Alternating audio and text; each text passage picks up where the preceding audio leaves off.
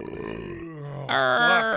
Arrgh. Okay, we should be live and we should have sound.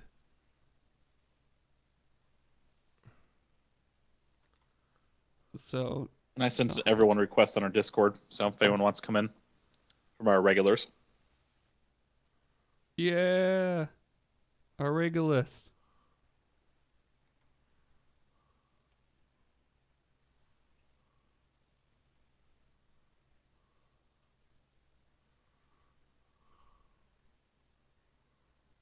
Turn off auto lock, so I just have stream chat up the entire time.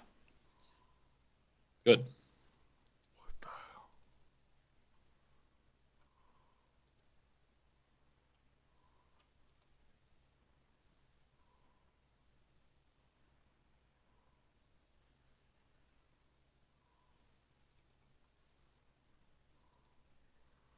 God, this is so fucked up.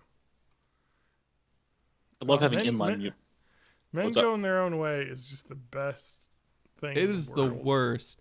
It is the most terrible goddamn thing. Men going their own way. The people who actually are the best of those people, like the actual best of those people, are the people who don't post on there Yeah. because they've gone on their People own that way just, and they're like, not complaining. They just go out Yeah, into it's the like- woods and they write poetry and shit. That's so true. It's the men going their own way is not men going their own way. It's men wanting to go their own way but are stuck complaining about it Men because they complaining won't go about their own way. not going their own way.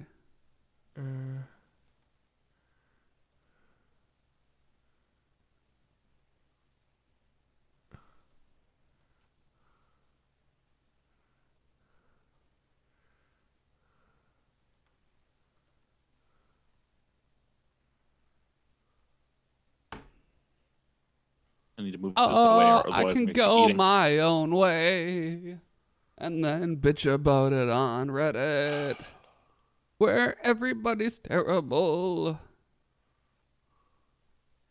Yeah. Oh, men going their own way seems a lot. Wait, am I doing hot? Okay, let me use this top because we're getting a lot of like just memes, bad memes.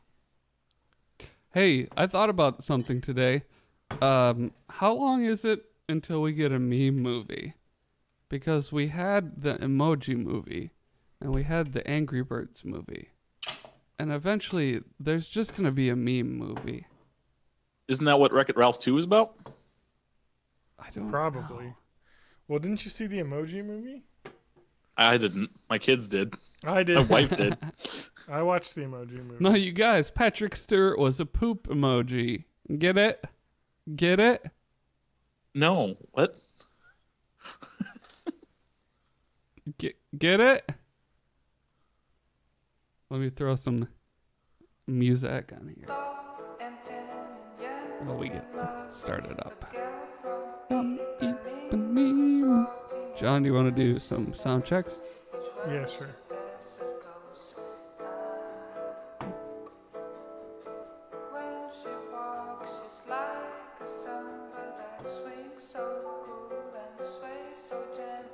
I should probably toss something up on Twitter soon too. Come on, stop sucking. Matt, did you start Did you do the event for Adventure Capitalists this weekend? Yes. Wait.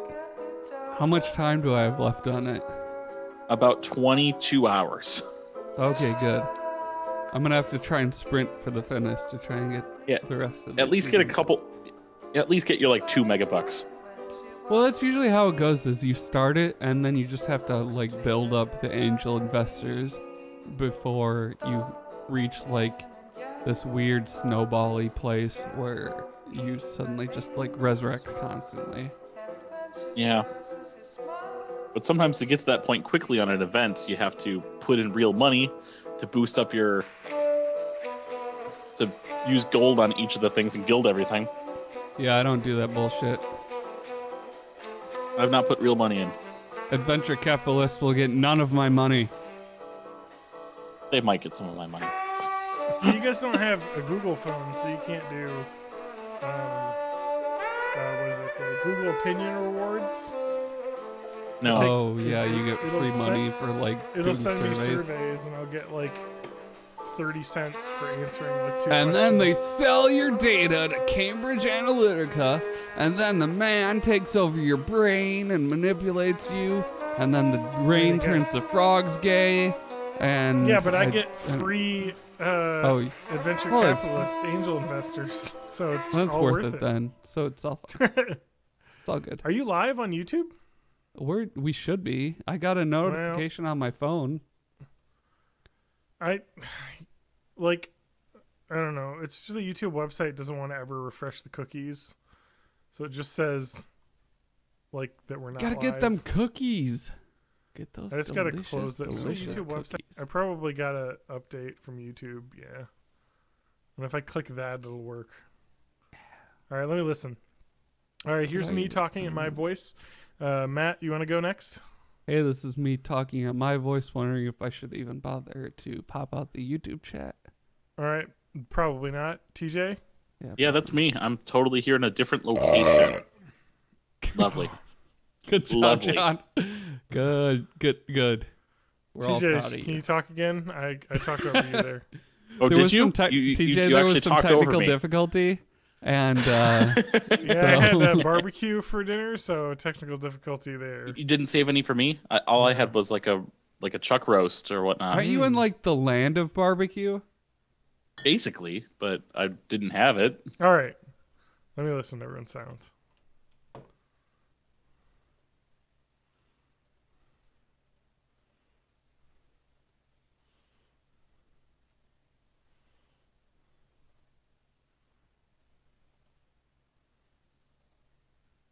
Do, do, do, do, do. All right, so recording levels wise, let me just check my recording device. I feel like it's a little bit quiet. Yep. Okay, let's listen now. All right, TJ, you want to go out and talk after me? Yes, I could talk after you All right, or before Matt, you. Go. Hey, I'm talking now. All right, thanks. This is okay. That Thank should be you, enough. sir.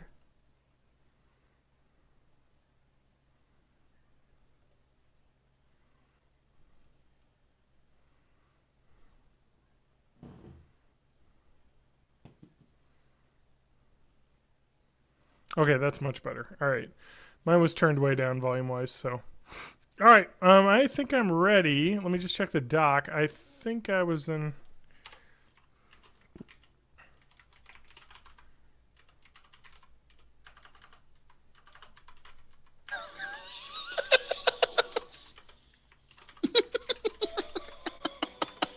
What are you laughing at, TJ? I found another Peter hurts his knee meme. Oh, good.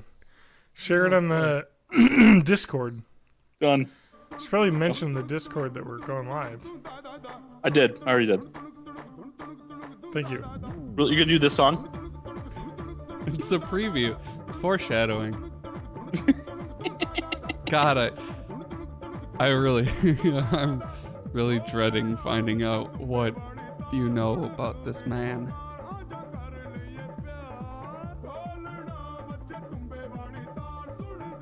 Let me just double check, make sure I've got the right specific wording. I don't want to screw it up. Well, it sounds like the Ready Player One is a good movie. That I'm still really like just reserved about my excitement for that movie. Yeah, I've heard it's very good. So I think the biggest feedback I've heard is Steven Spielberg made a really good action adventure.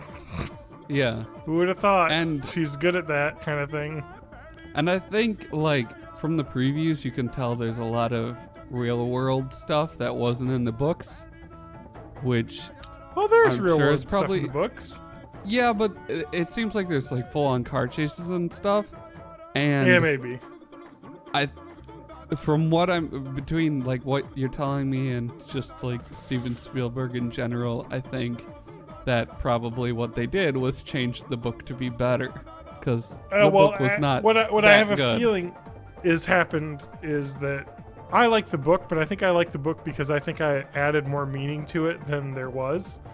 Yeah. Because having heard Ernest Cline talk and like describe his feelings about the book and things and his second follow-up book, it's like, oh, okay, so he wasn't actually like attempting any deeper kind of conversation out of the book. No. And the He just put all the things he liked in the book. of clinging to fandom, which is what I thought the book was about, but it turns out not. It seems like I bet Spielberg picked up on that and was like, let me make the movie a little bit more about... It's like he accidentally stumbled upon a theme that has a deeper meaning. That's in the book, but the author didn't try too hard to push. So I thought I caught that as an interesting thing, but anyway, let's not speculate too much until it's out. I probably will see it. I do want to see Isle of Dogs, though. Yeah, I want to see that one too. Ooh, and I want to see the Lara Croft movie too. Yeah, I feel like like Alicia Vikander. I also want to play those games. I haven't played any of the Lara Croft games after. Oh, they they're rebooted good. It. They're good. They're Completely really worth it. good. That's what I hear. So I end up starting a lot of games and then I don't finish them all the time. That is the game I finished, the first one. So the problem is they're so good that they're not like free yet. They're still like decently expensive. They're not. You can't get the like a 2-pack. I'd imagine you can get the first one for like $5.99 $10 to $15.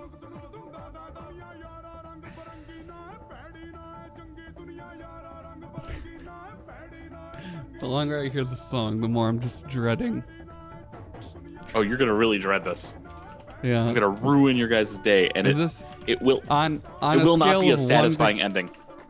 On a scale of 1 to Cosby, how like disappointing is this revelation?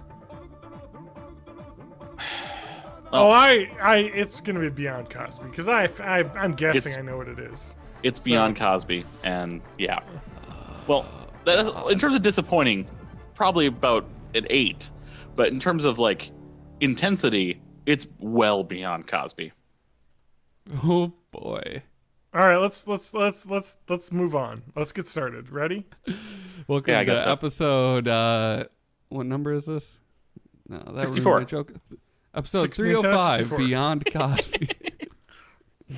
Beyond Cosby. Oh God! Why is anyway. the world so full of garbage?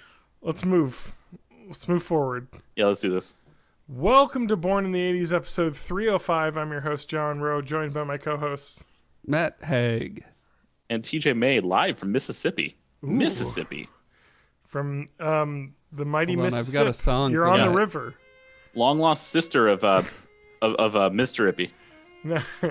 No, you're actually on the river right now. You're in a boat heading downriver, just like Huck Finn and his African-American fellow that is not named that in the books, but I will not use the name the books used. That got the books banned. Yeah. Because God forbid we talk about like the history of hate in this. As long as I have the proper paperwork, you can gamble on this boat I'm on. Yeah. Ooh, nice. Nice. That's actually how all the gambling See, the establishments important thing work about gambling is, TJ, you've got to know when to hold them. And you've also got to know when to fold them. And you've got to know when to walk away and when to run. Yeah. That's important, is knowing when to walk away. And not only knowing when to walk away, but when to run. Exactly. I think a famous poet said that once. I think his name was Andrew Lloyd Webber. You got to know when to hold them. Thank you, Matt, for enlightening us there at the beginning of this episode of Born in the 80s. It's the final episode from Byte Studios West. It's the final episode of Born in the 80s. It's been a good run. Yep. We're going to hang up 305. Our podcasting hat. Yeah, we wanted to end it on a nice round number. So 305 is just right there. You know what's really interesting is that you say that as if it's a weird thing, but I feel like the podcast probably started exactly 7 years ago, like pretty close. Back when we were young, dumb, and full of dreams. Bad podcasts. Oh. Let me see how far back this goes. When was the first post on the website, borninthE80s.net?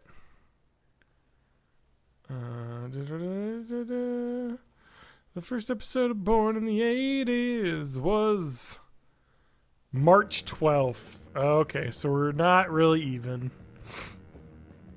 I will say that the third episode of Born in the 80s was on March 26th, 2011. So close. Yeah. So, and then on that episode, let's look back at that episode. Let me just read the description here. We got outfitted in the finest new recording equipment that a tax return money could buy. Oh, which is some so sweet like Behringer mics. Finally, Yep. Our two intrepid 80s knots decide to peruse the news. Pudgy men are paid to belly flop for a living. Women hide illicit substances in odd places. Okay. I think I know where. And French Canada refuses to be freaky. Anita Saeed responds to our request for love with a caps lock infested letter from a local bank. I love the Anita Said I chronicles. forgot All this about and that. more. All Man. this and more in Born. Oh man, I fucked that up. Born in the 80s Third Outing. Download links and show notes available after the break. You Let's see here. sure out catfished that catfish. Couple articles got removed from the thing, but anyway, there's like a teacher here that was doing something. Anyway, yeah. So I wish we had Anita Saeed, but she stopped talking to us. Yeah. I don't know what Yeah. to do. It's weird how So I when think- you isn't- respond to an email scam, they just stop talking. We got Jess W though emailed us from teamspareman.com. Oh, Hi. Found you on iTunes, reaching out to let Oh, you are they know going to promote our podcast and make us famous? a free way to create audiograms, shareable audio videos for your podcast. They're great for promoting audio on Facebook, Instagram, Twitter, and YouTube. Currently, over Oh, that's 3,000 just great. podcasters and radio stations make their audiograms this way. If you want to try it out, have a look at spearman.com. Or if you aren't comfortable clicking a link in a random email from someone you never met, Google Spearman. So I've just given them a free ad now. And then this is March I'm 2nd. going to Google March 7th. audiogram to see if it's an actual thing.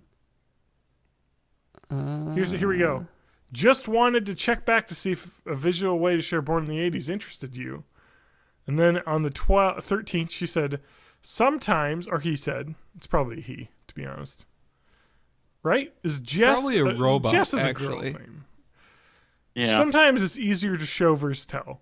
We'd be happy to make audiogram of your recent podcast app for you. Just let me know. If I don't hear back, I'll assume you aren't interested and I'll stop bugging you. Smiley face. I don't know. This seems like a real service. I'm sure this is not a terrible according thing. to dictionary.com, an audiogram is a graphic record produced by Audiometry, which I think it's safe to say they probably paid for that listing. Yeah, so Spearman.com, right, is just like you put a podcast up, right? And they just create like a video with like text. You know what I mean? And like images. Based on Audiogram's probably actually a keywords. term that dates back to like the 1930s. I think that's a pretty cool feature. Unfortunately, I don't have the money or desire to do anything like that. Oh, here we go. We got Wenbin Fang, though. Give me a little message. Hi there. My name is Wenbin Fang. I built a podcast search engine, Listen Notes, which is like They're Google, the ones that are but going to make worse. us famous. But for podcasts. It's free to use. I'm not asking you to buy anything here, smiley face. I just want to introduce you to this tool I built, which may bring you new listeners and help you better prepare your show. By the way, I found your email in the RSS feed of your podcast, Born in the 80s. Nice. Yeah. By the way, Oh, boy, I have this, a bot that searches RSS feeds for emails and then emails all of them. All I know is that if I were to click on this email for RSS feed, which I almost clicked because it just instinctually, I'm just assuming it was a link to our RSS feed. Hovering over this, it's a very long URL that has a lot of weird characters in it. So I don't know if clicking that would take me anywhere interested. Well, listeners use listen. Definitely got a lot of nice tracking data in that URL. Mm-hmm. So you got that going. Boy, all of these look like that. I mean, it could be that, but anyway, listen notes. Many podcasters told me they also use listen notes to regularly to 1. Find past interviews of their prospective guests, e.g., Elon Musk. I like it just name drops that. 2. Learn from other podcasts. It's like good writers who read a lot of other people's books. Yeah, it's true. I never listen to any other podcasts, so I don't know. Can you even do that? Do you need like a special program to listen to podcasts? Anyway. It sounds like this is just like fucking stealing your computer links phishing email. Yeah. No, it's just they just have programs that will crawl through RSS feeds and pull out the email addresses. And then they know you're a podcaster. So I'm going to try and sell you this podcasting service. Well, this isn't even selling, though. This is literally like, I want you to click on these links that look innocuous in this email and steal your computer, basically. Like, get malware on your computer. Like, I kind of want to Google listen notes, but I'm worried about my computer being hijacked. But I'm sure just Googling it's not going to kill me. Yeah. Now, a question for you guys while you guys are looking that up. Do we want to add a 4th to our episode today? No, they have their own. They have their own Twitter account with only 425 followers. But it does sound like it is an actual service. So it sounds like they just scrub RSS. Yeah, they're just trying to like sell an app. They said they make money by selling their API. So, yeah. No thanks. Anyway, well, thanks everyone for listening. I honestly, as I'm talking, I can feel myself becoming sicker and sicker by the moment. So this is good. I've extended an invitation to our possible 4th. I'm open to the idea. Good, hey, I remembered to switch the screen off this time, so our link wasn't visible for everyone. Nice. Live and learn, you know. So, hey, John, what have you been up to these days? Have you been to any trip places? I traveled somewhere. Have you been tripping at all? I tripped. I went to Kansas City on business, so. Which was cool. I was in the Kansas part. So, not the city part? Not in the St. Louis part. Or not the Missouri part. Not St. Louis part. It's more than just St. Louis, Missouri is, but no, that's where I was. You were actually closer to our listener / part-time co-host Spanky than I was during my drive down here. Yeah, I don't even know where Spanky is in Missouri. He just says Missouri. Yeah, I won't go on the podcast, but we can talk about it later. Oh, he just what's his know. address? What's his home phone number? Can you just give me the address? What's the last 4 digits of his social security number? Yeah. It's 13 Dead End Drive. Mother's maiden name, please. I just need to know that. God so, damn. John, I'm just looking at the links that you have for the worst of Reddit this week, and just seeing the URLs are making me want to die. Yeah, it's pretty bad. Let's talk about something fun, though, before we get to hell. All right. Yeah. I have some fun thing I did. So, okay, yeah. Let's talk about something funny. Let me just say my trip. Just cross it off the list here. Nothing that exciting. Just went on a business trip. I hate flying. I'm just gonna say it. It's not good. It's bad. I want to thank Delta for being not awful, but I still hate it. Yeah. Like, I don't know. If you're over like 6'2", whew, it is not like, okay, I took 4 flights, sorry. And I think 3 different planes. Yes, 3 different planes. The Boeing 737, I can jam my legs in. It's fine. The, I forget what the smaller plane I took on the way out from Madison was. Oh, the DC Oh yeah, the Douglas ones from DC 90 Madison or whatever. are tiny. Tiny, but I took the exit row seat, which I had to jam into because they're actually not as wide as the other seats. So that was fun. But I did fit in it and buckled, no extender or anything, so that was fine. I wasn't jammed in there. But the jet that I took up from Kansas City to Minneapolis, because you can't fly direct from Madison, was the Canadair Regional Jet 90, and I had booked an exit row seat, and I sat down, and I barely fit in there, and the seatbelt was not going to close. My legs fit fine, because in the exit row you get the extra leg room, and I was like, well, I'm going to need the extender to be able to belt in here, because I'm like jammed up because of the fucking, it's like this, so I'm just kind of like this, and I'm like, there's no way I'm going to get that belt on when I'm like barely in the seat. So that was fun. But I'll say this, if you're a person who's large or tall, Delta is at least nice. Other airlines can make you pay for a second seat. Delta does not. They have a policy of making you move to another seat. So that's what happened. I just moved. They just put me in a row with no one else, and I sat They kind of moved you sideways. to the big and tall section. Exactly. No, and I want to say this. If I was sitting in a regular seat in the Canada Regional Jet, I would not be able to fit my legs anyway with the regular seats. Like, I literally was sitting there with my legs like crossed underneath myself because I just could not go straight forward with that. Like, there's not enough legroom for me. Like, there just isn't. Like on the 737, I have to basically line my legs up like parallel, get there and then sit down, and then they jam into the seat in front of me and wedge, and then I'm fine. But here's it's very the problem. uncomfortable. These planes are designed for humans. I'm basically squatting instead of sitting when I'm in these plane seats. They're not designed for giants, John. They're not designed. No, they're not even designed for regular people. Because like you have designed people for the who are mean. normal sized are like, man, this is kind of cramped. And for me, well, they're it's designed not... so that the average person will be only mildly uncomfortable. Exactly. So yeah, but it's fine. I know moving forward that at least in business travel, they have the economy plus seats, which I can justify paying extra for through my work. I'll just have to get those because I just cannot fit my legs without that free extra leg room. And they're only like $30 or $40 extra a ticket, so I'm just gonna have to do it because I'm not gonna try that again. It was fine, but it could have been a hassle if the planes were more full. So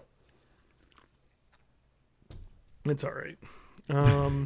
That's it. I just wanted to get that out of the way. That's what grinds John's gears this week. I just want to say it could have been a really shitty experience, but the Delta flight attendants and people were very helpful in finding me a seat where I had more room to stretch out. So it was very nice. Now I have two questions. One, did you drink tomato juice on the plane? Because apparently that's a thing that people do for some unknown reason. Nope. And question number two, did you take full advantage of being in the invention place of the Casey Barbecue Masterpiece potato chip? No. Okay. I did not have any Casey Masterpiece barbecue chips while I was there. I know they got the factory right there as you get out of the airport. You know, it's just...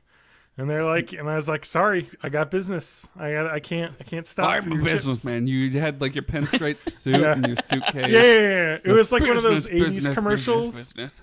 where like You're all like these what kids Tommy are eating Wiseau chips. thinks a business person is. Yeah.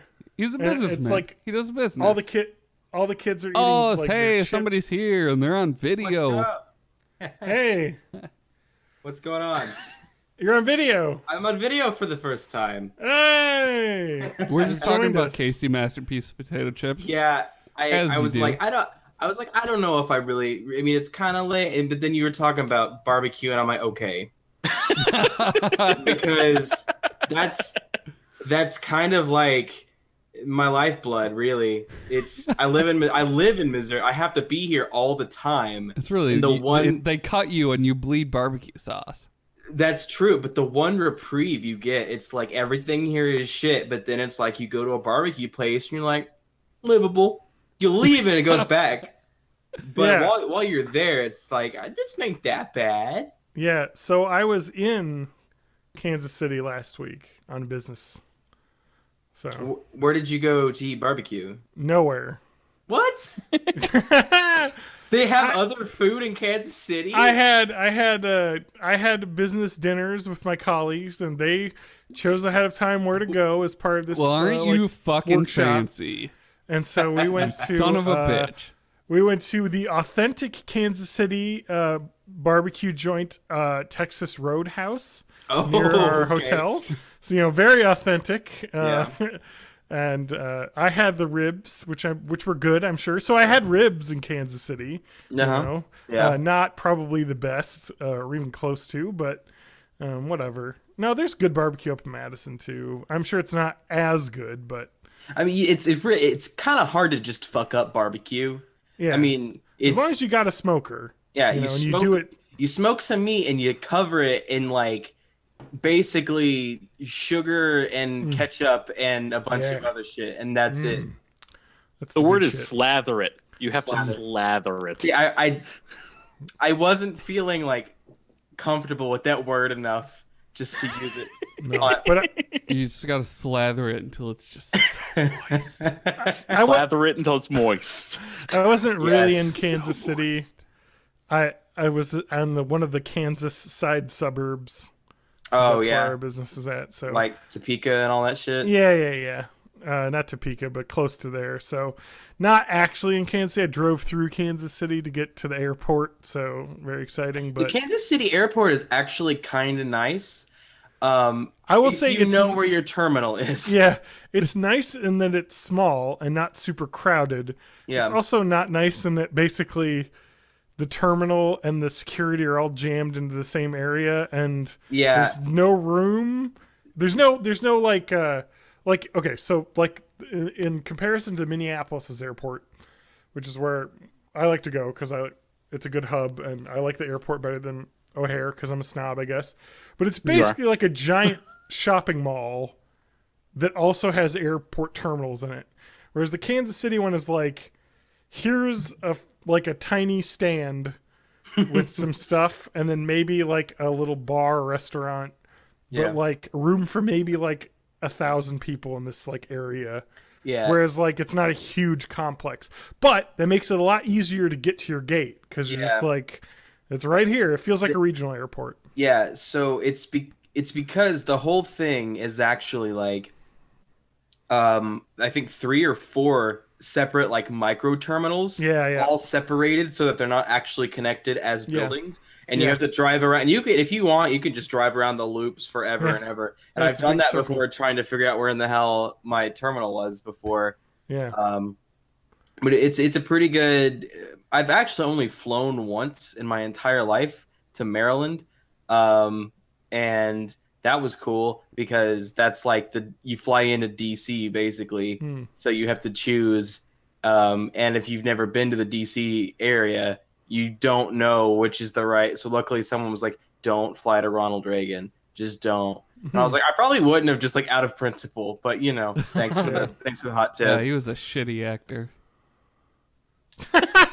I just don't trust him to fly the airplane. That's true. The ghost of Ronald Reagan at the helm. It's no good. I wouldn't. No, I've been to Dulles before too. I don't fly that often either because I was like, Is that the when I flew Washington this, one? Oh, yeah, that's the big one, Dulles. so I was at the DC airport really briefly just to like pick up a connecting flight. Yeah, And that's what was mine as well.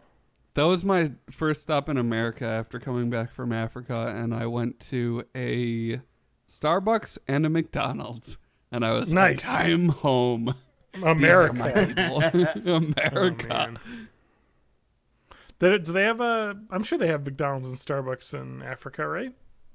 They didn't in Botswana. I'm sure they do in South Africa. Oh, really? Oh man. I I guess Botswana is Yeah. not the the newest, fanciest. It's not like Nigeria or No, anything. it's like they have money, but they, at least at the time I went there, they're super like insular, where they're like they don't want outside businesses coming in and fucking shit up. Okay. Which who Fair can enough. blame them, right? Because they Yeah, have diamond I wouldn't money, blame and them they for that. and they have diamond money, and they own the mines, so they're good. They're fine. Yeah. So yeah, but I was just like, get me a mocha frappuccino and a cheeseburger. So there's actually a reason I wanted to extend a handout to Spanky today, because what could that be? what was it, about a week ago, a week and a half ago? Probably. Yeah. Oh yeah, it was in place of the podcast we didn't do. Yeah. Yes. So a week and 2 days.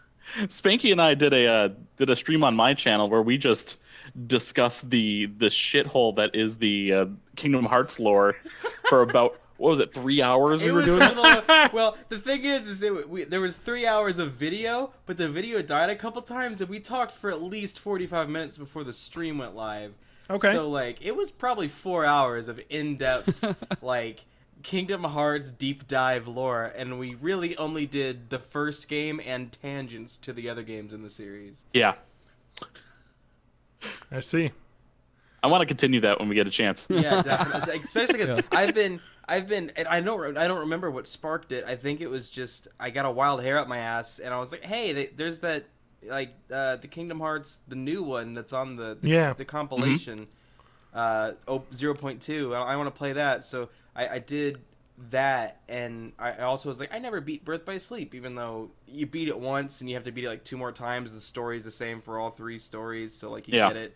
I just never beat the whole thing, so I'll just beat that. And since then, I've been like, just like drug addled on shitty Square Enix and Disney storylines, because I've just been like, all right, God, now I gotta play Dream Drop Distance. Okay, I beat that today. Let's go back and play Kingdom Hearts 2. Who's ready for some Chain of Memories, guys? It actually started about 6 weeks ago when Spanky was on our podcast before, and then we got to a tangent where I was talking about the names of all the games. Yeah. Okay. And then I listened to that episode, and I'm like, hey, Spanky, do you want to actually just do this big lore discussion?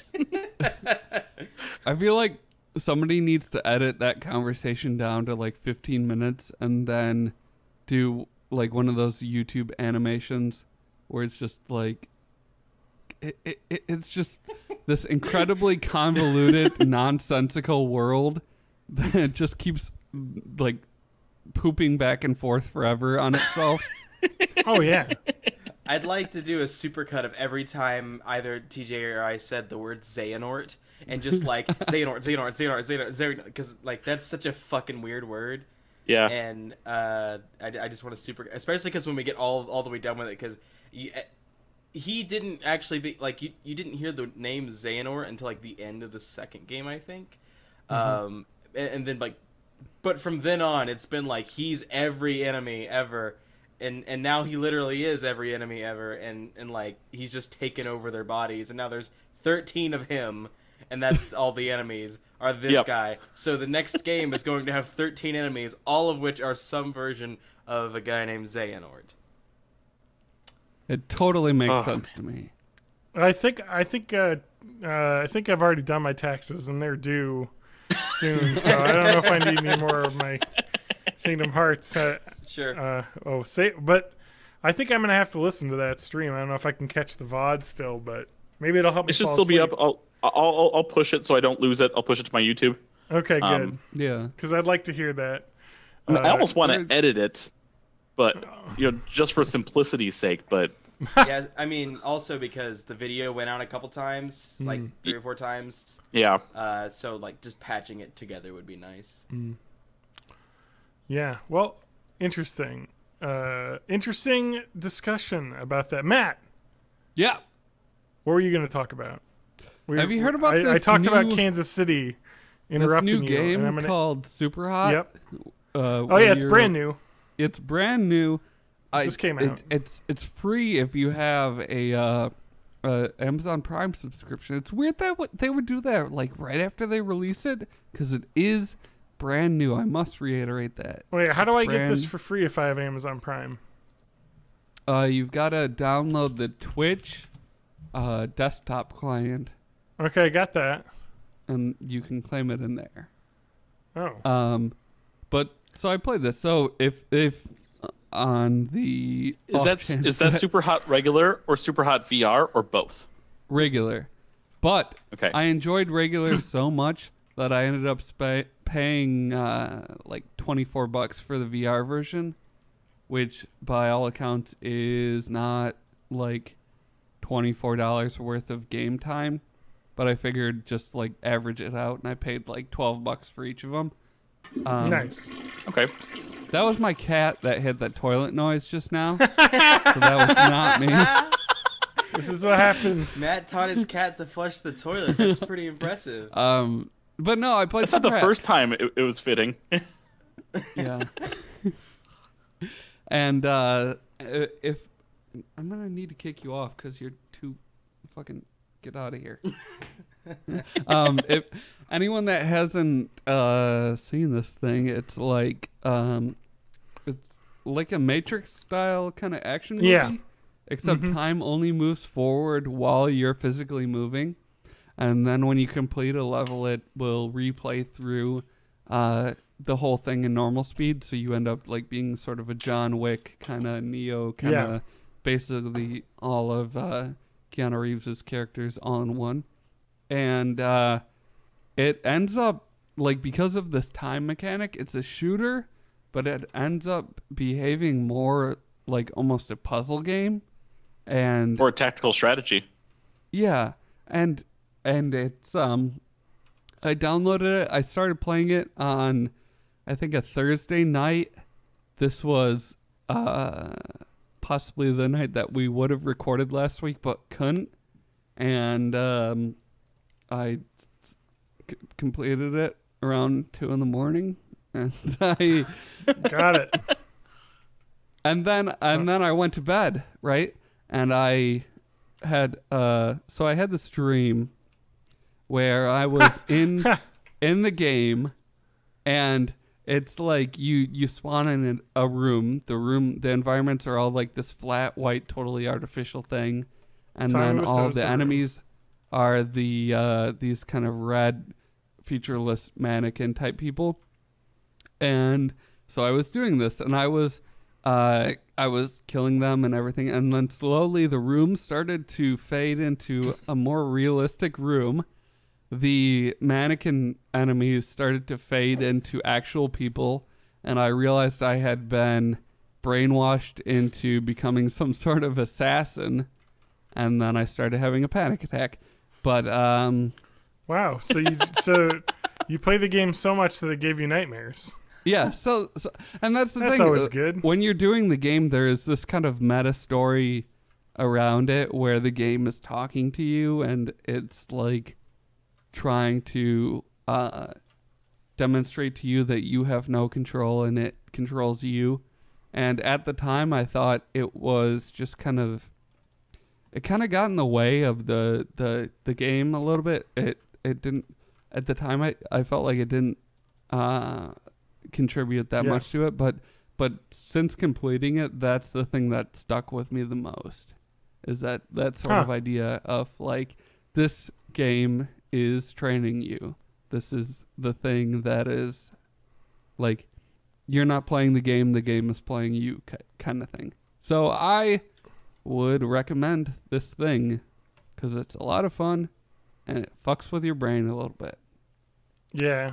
I've heard the meta story is interesting in that game, so it's good to hear that it's stuck with you in a way. Well, it's like it's not quite to the same level as like Doki Doki Literature Club, but it's kind of that same vein of story. But like I said, at the time, I was like, okay, I'll just skip through all this shit so I can start shooting people again. But that, weirdly enough, was kind of the thing that sticks with you more. Otherwise, other than just the mechanic of like the time warping it's amazing. It takes a shooter and turns it to something completely different. So I highly recommend this game that you probably bought 3 years ago. Yeah, it's like one of those, oh yeah, I got that on Steam sale and I forgot about it. But maybe I should play it now that someone talked about it. So yeah. No, I don't actually think I had that one, so I think I just got that through the Twitch thing. I guess I knew that was a thing that they were doing. Like the Twitch Well, games I saw that. And Super Hot was the only one that was already like a game that I had my eye on. So I knew like immediately I was going to do that one. I also got Devil May Cry, but I haven't played that yet. But I've heard good things. DMC? HD. Oh man, I love me some old school Devil May Cry. Yeah, I played the balls out of that when I was in like PS2 or whatever. I want to say that's probably like this after the first Kingdom Hearts game. The game that I played the most on PlayStation 2 was the first Devil May Cry game. Hell so yeah, man. I would just bounce between like edgy as fuck early 2000s like shoot 'em up, beat 'em up game, and then like Disney. Yeah. Wasn't that kind of what Kingdom Hearts is trying to be? A little bit? I think in some of them, yeah, but the first one was very much like the playful Final Fantasy, like a 9 or like a 4, like one of the more playful ones. Okay. And then Disney. But then like as you definitely like Birth by Sleep, it's basically just an edgy like Final Fantasy 8 style Square Enix game, and then also there's Cinderella. Because I've seen some of those, not like characters, but like the villains in some of the later Kingdom Hearts, and they certainly look very Hot Topic clothing wearing type people. Yeah, they all wear the same. Hey man, Hot that's where I Topic buy trench all coat. my band shirts from. Well, concerts that I was too young to go to. That's right. Oh my god, I never really. I think I was not like old enough, but like not young enough to be a Hot Topic kid. I used to have really a did really that. sweet chain wallet from Hot Topic. So Hell yeah. pretty cool. I mean, I was the kid that I did own a samurai sword of my own, so See, I cannot say that I am completely blameless. I was But- the cool kind of Hot Topic kid. Okay. This is what I told myself because I Yep, of bought course. Led Zeppelin t-shirts instead of Invader Zim t-shirts. Oh, but So you I was wanted like- the Invader Zim t-shirts. Never seen. I went to Hot Topic, and I only ever bought the Nintendo shirts. So I'd get like the with the mushrooms and the Triforce. I Hell had this yeah. one really nice. sweet. It was like the tablet of the Hero of Time from Wind Waker, of like the opening illustrations that they show when they're telling like, the story. So it was Okay. like the tablet that had the Hero of Time on it. It was really cool. That was one of my favorite shirts. I remember I was burning trash once because we didn't have a dumpster. We just burned the trash. Yes. And I caught myself on fire. And What? I ruined that shirt. As is and that's the how that Southern shirt way. died. Yeah. So that's how that shirt met its demise. And I could probably find another one, I guess. Yeah. But I just haven't looked. But it was a really cool shirt. Well, don't worry. Soon enough, it'll be marketed as a Ready Player One shirt. And we'll get Yep. Yeah. all of our nostalgia all in one place. Hell yeah! Don't even have to. It's like the Walmart of nostalgia. You Yep.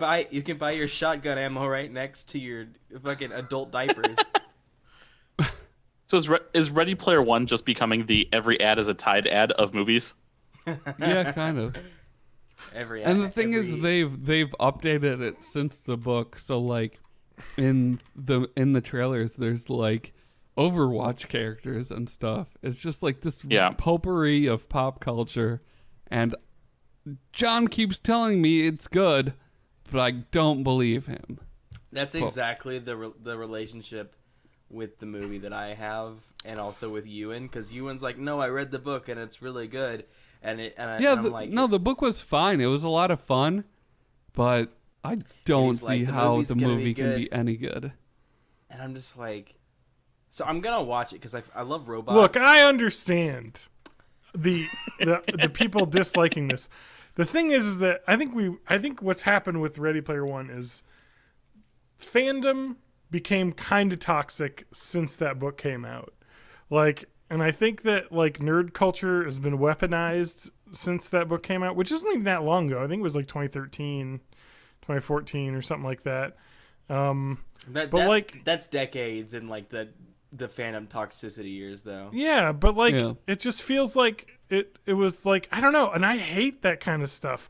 For some reason the book worked, and I think we talked about this before we started the podcast, but is I feel like I read more into the content of the book than there was, and like hearing Ernest Cline, who's the author, like talk in some like I don't even know like interviews and stuff about like what he thinks the book's about, and he's just like going on and fawning about all this nostalgia stuff, and I was like, oh, I kind of thought the book was more about like how like we kind of infantilize ourselves by clinging to nostalgia, and we need to like grow up and, you know, make real life friends and connections to overcome things, and like that's what this book's kind of happens in the book.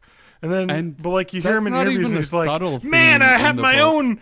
I love my replica of the fucking Back to the Future car that I bought with my fucking nerd money." And it's like, what? God damn it! I thought there was some deeper meaning to this book.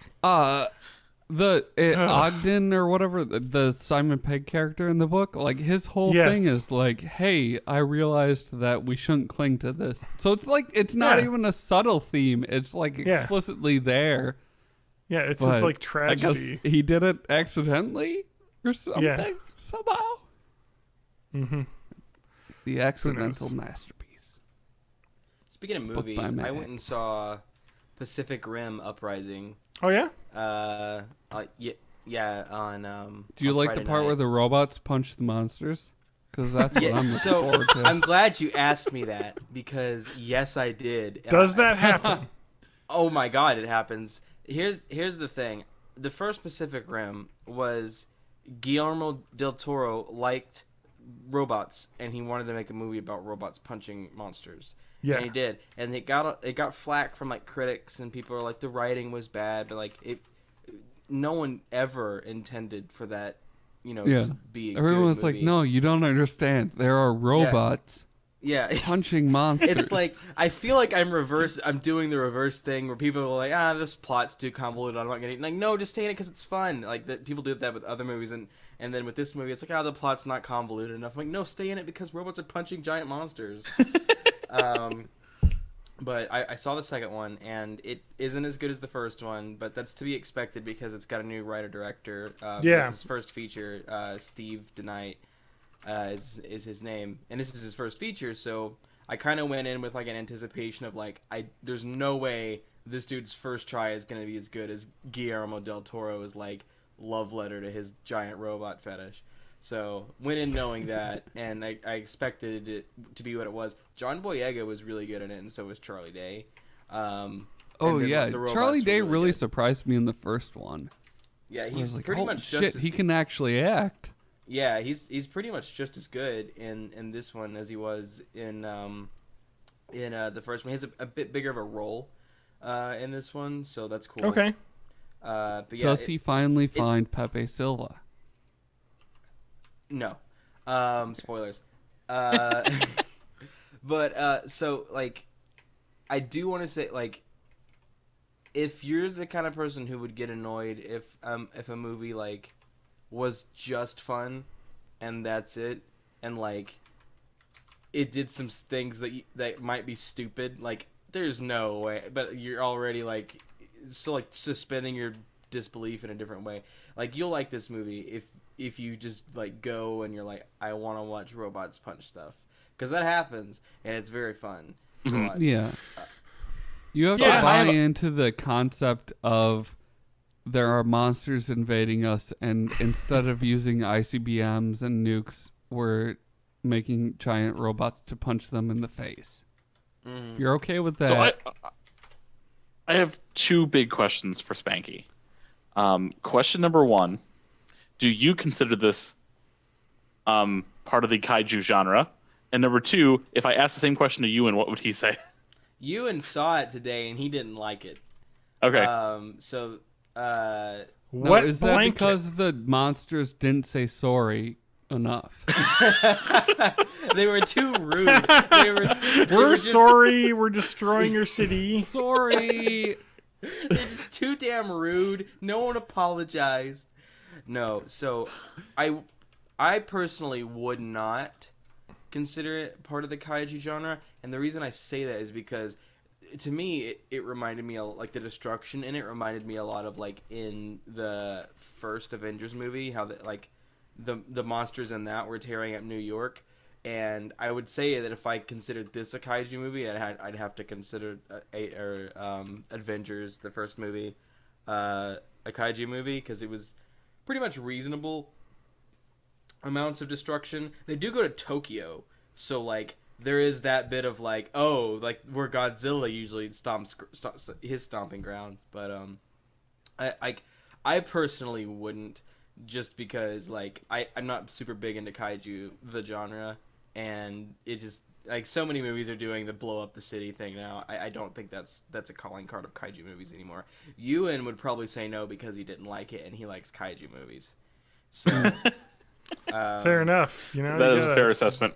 I think, and, you know, this is me talking out of line here because he's not here to defend himself and his opinions, but I think he's still No, that's young enough what we do to on where, this show. he's still That's young right. enough, All we do. he's still young enough to where, like, cringy stuff is, like, upsetting instead of, like just, like, roll it. Like, I roll with Oh. so much shit that's, like, I get that though, because like totally feel like when I was younger, I couldn't appreciate stuff like that. Yeah, me too. Like, I definitely know where he's coming from with it, but it's like, and again, he's not here to defend himself, so I feel kind of shitty saying it like that. But, like, when I was, you know, When I was your age, back in the day when I was Back. 10 years younger or whatever, things would, like, I'd be like, oh, there's a lame kid at school who does that, and, like, or there's like this Yeah. group of people that kind of does stuff like this, and, you know, and I would disassociate from it. But, like, now that I'm not in that mindset anymore, and I've just rolled with the idea that, like, a reality show TV guy could be the president of the United States and build a fucking Great Wall of China. It's like, Yeah, I weird. can accept anything in the world now, so I mean, I can roll with it. So some things did happen that I understand, like, okay, yeah, that was like kind of cringy, I guess, but I mean, it just water off my back at this point, and I rolled with that stuff, and I was able to fully enjoy the movie. nice. Well, that's good to hear. I mean, I'm sure I'll watch that. I feel like that's a movie. I don't know if I'm gonna go out to the, like, theaters and see necessarily, but I probably would end up, you know, checking that out when it's on HBO, like I do Yeah. with everything, Yeah, because I can't So be you hear bothered me? to go to a movie theater. You heard it here first. Pacific Rim Uprising is five borns out of 5 80s on the official Born in the 80s scale. It's true. five points. Like, your numerator and your denominator aren't even the same It's unit. fine. You can just reduce So- it. It's fine. This is a conversion. It's fine. It's very 4 over complicated, 80s but- is the overall unit. Yeah, it's and what did they say in Kingdom Hearts? It's 532 born in the 80s over 52 days. 358 days over 2, even though it's 358 over 2 days. Yeah, That's right. It's Hey, that's TJ. actually. That title upsets me so much. Well, I mean, there's also Kingdom Hearts 3D Dream Drop Distance became Kingdom Hearts Dream Drop Distance HD when they renamed it. So they moved the acronym. Kingdom Hearts Dream Drop Distance Final Mix. Yeah. Oh yeah, there's a final mix in there. You forgot the My final bad. mix. My bad. Forgive me. Yeah. I think that every Kingdom Hearts game that has Final Mix in it should be sponsored by whoever makes Chex, by General Mills. Oh yeah. So it should be Kingdom Hearts Chex Mix. You know, my last name is Mills, and I used to think that General Mills was like a member of my family who was in the military. I mean, I was very young. I was very young when I thought this. I was like 15, so you can't blame me. But Is that not the case? Because there were Kellogg brothers, and one of them was super fucked up. Wait, was one of them a general? No. Which one is a captain that was nicknamed Crunch? That's true. Well, see, Captain he was Crunch named, was actually he was in nicknamed the after the crunch of Navy. like all of the indigenous peoples that he'd stomped Oh, under his man. boot heel. That's true. Oh boy. Should we go dark? Oh, is it time? I think it's time. Oh God, you already had the music queued up. All right, so we do a little feature sometimes called the Milkshake Duck of the Week. This And week we got some TJ special music. Yeah, TJ asked me, "Do you have one for this week?" And I said, "No, I was traveling. It's kind of one of those things that's kind of hard to find unless something happens in the zeitgeist." But TJ remembered that we love using this song, because we love our Tunak, and now he wants to ruin it for us. Yes. So, Now he wants to make everybody's life just a little bit worse. yeah, you take a little bit of the magic out of the world by making us deal with reality. All right. All right, so let's you said this was worse than Cosby. So This is just worse than Cosby. Slather it What on the me, fuck, boy. It's all there. Okay, so the Tunuk Tune pop singer, his name is Dallaire Mendy. He finally got convicted from a case from 2003. Oh God, Jesus so it's been Christ. this way the whole time. God No. damn it. Well, fair enough, but still, he got a 2-year jail sentence for human trafficking. Ah! Him Okay. and his brother, now deceased, Oh, Shamsher good. Singh. Yeah. I'm gonna, I'm just gonna, Human trafficking. I'm gonna fade Yes. out this. Is everyone cool with me fading out this music? Yeah. Yeah, please do. Never playing it again. Okay, so I'm Well, let me just Google I'm gonna the just most replace it with odd this. Google search I've ever made, which is Yes. Tunak Tune human trafficking. And Yes. just Google that and see what As- comes up. As of Oh, there it is. Yep, as of March 16th, that's when he was convicted and jailed. Hmm. But 2 years for human trafficking. Why only 2 That's years? pretty ridiculous. So Then again, this is actually in India, and apparently some life is not worth as much as others. Mm. Yeah.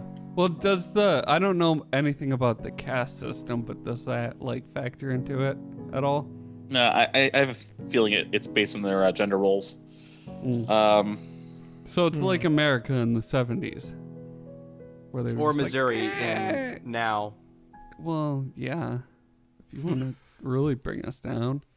Sorry, Oh, Look, so man. this guys. wasn't. We've Quite got as some bad. stuff to work on. This You know, wasn't quite. my governor got arrested for fucking So similar shit. Wait, TJ, I don't know how Okay. bad this is. yeah, I'm looking at it right now, and This doesn't seem as bad as Cosby. okay. Yeah, apparently the human trafficking. Usually, first thing we think of is This we is think not of the. sex trafficking. It was not sex trafficking. There's a This different was. kind of human This is actually trafficking. genius. So this is basically Tunak Tune guy was like, "Here's my fucking entourage. If you're gonna pay me to be in the entourage, we can fly to places like the U.S. and you can just hang out there, and I'll leave, and you can get in the U.S. illegally." And pay me a ridiculous amount of money. So he was basically taking So he's a payments from coyote. people. Yeah, basically. But with more dancing. We call them coyotes in the Ozarks. Coyotes. I'm going somewhere else, so never mind. No, but I I'm hear glad to something hear on it the isn't as horizon, bad as though. the Cosby. Yeah. Okay. Still, only 2 Do years. you guys hear that in the distance? It's coming back. It's coming back. Oh, thank God he didn't. He only took money from people who 35 complaints against the brothers. I'm sure maybe there's worse. Probably. To this. There's always worse. But I've ripped the Band-Aid right off. now. right now in this climate that we're living in, I'm just gonna enjoy the fact that he wasn't sex trafficking. Yeah. And in 4 days, when it turns out he was, then I'll feel sad about that. Yeah, it's true. We're gonna find out more That's the now. world we're living in. Exactly. All right, I'm not one for exploiting my kids for views, so I'm not going to turn this camera around. But my daughter's been playing a VR Rec Room for about an hour. Oh my and a half god, you now. gotta turn that She's in fucking VR? camera around. I love watching people in VR. This is It's also rough for her because she has quite a different gait than most people, so she has very stiff movements. well, that's VR though. I'd say. Yep. VR is VR is awesome. amazing. Is that God? the, I fucking love VR. Is that the PlayStation VR then? Yeah. It is. Yeah. So the headpiece has the blue stuff for the camera to track it, so all you get those more lights accurate are tracking. for the tracking. Well, yeah. The two things in her hands. That's the Move controllers. Each one but on the has a different color. Yep. Yeah. That. Okay. Yeah. So the headset itself has gyro built inside. Yeah. But in order to get more fluid motion, they also get the second point of tracking, which is the camera seeing the different dots on the headset. Oh, so that's that way right, you're 'cause able to. The PS Move is like a visual camera, right? Correct. Okay, that makes sense. Whereas I think the Vive is the lighthouses put out IR light and the headset receives it, so it's kind of the backwards version of that. Yeah. That's how the Wii works. Yeah. Okay. It's shooting out infrared into your living room or your VR space. Yeah. And then so Or if you have the Oculus, then it's a camera, and Mark Zuckerberg is taking all your room data and putting it into Cambridge Analytica. I only read half of that article, so I think I understand it, but yeah. Yeah, Mark Zuckerberg's selling your information to Russia. That's what I got out of that. That's what I got from the headline. And I didn't read see any need to look any deeper than that. Nah, I like to just react to things without getting any sort of insight and post about it. Can we talk about reacting to something without any insight, having never played Fortnite? But it sounds like Fortnite Mobile has ruined school, from what I've heard. I'm not surprised. Oh, no. A lot of teachers... Here's a list of things that I don't know anything about. Fortnite. Yep. Having Fortnite. a child in school. Yep. TJ knows about all these things, though. Yes. G-spot. Where the G-spot I know is. that. Oh, where did it I go? know that's a myth. How to please a woman.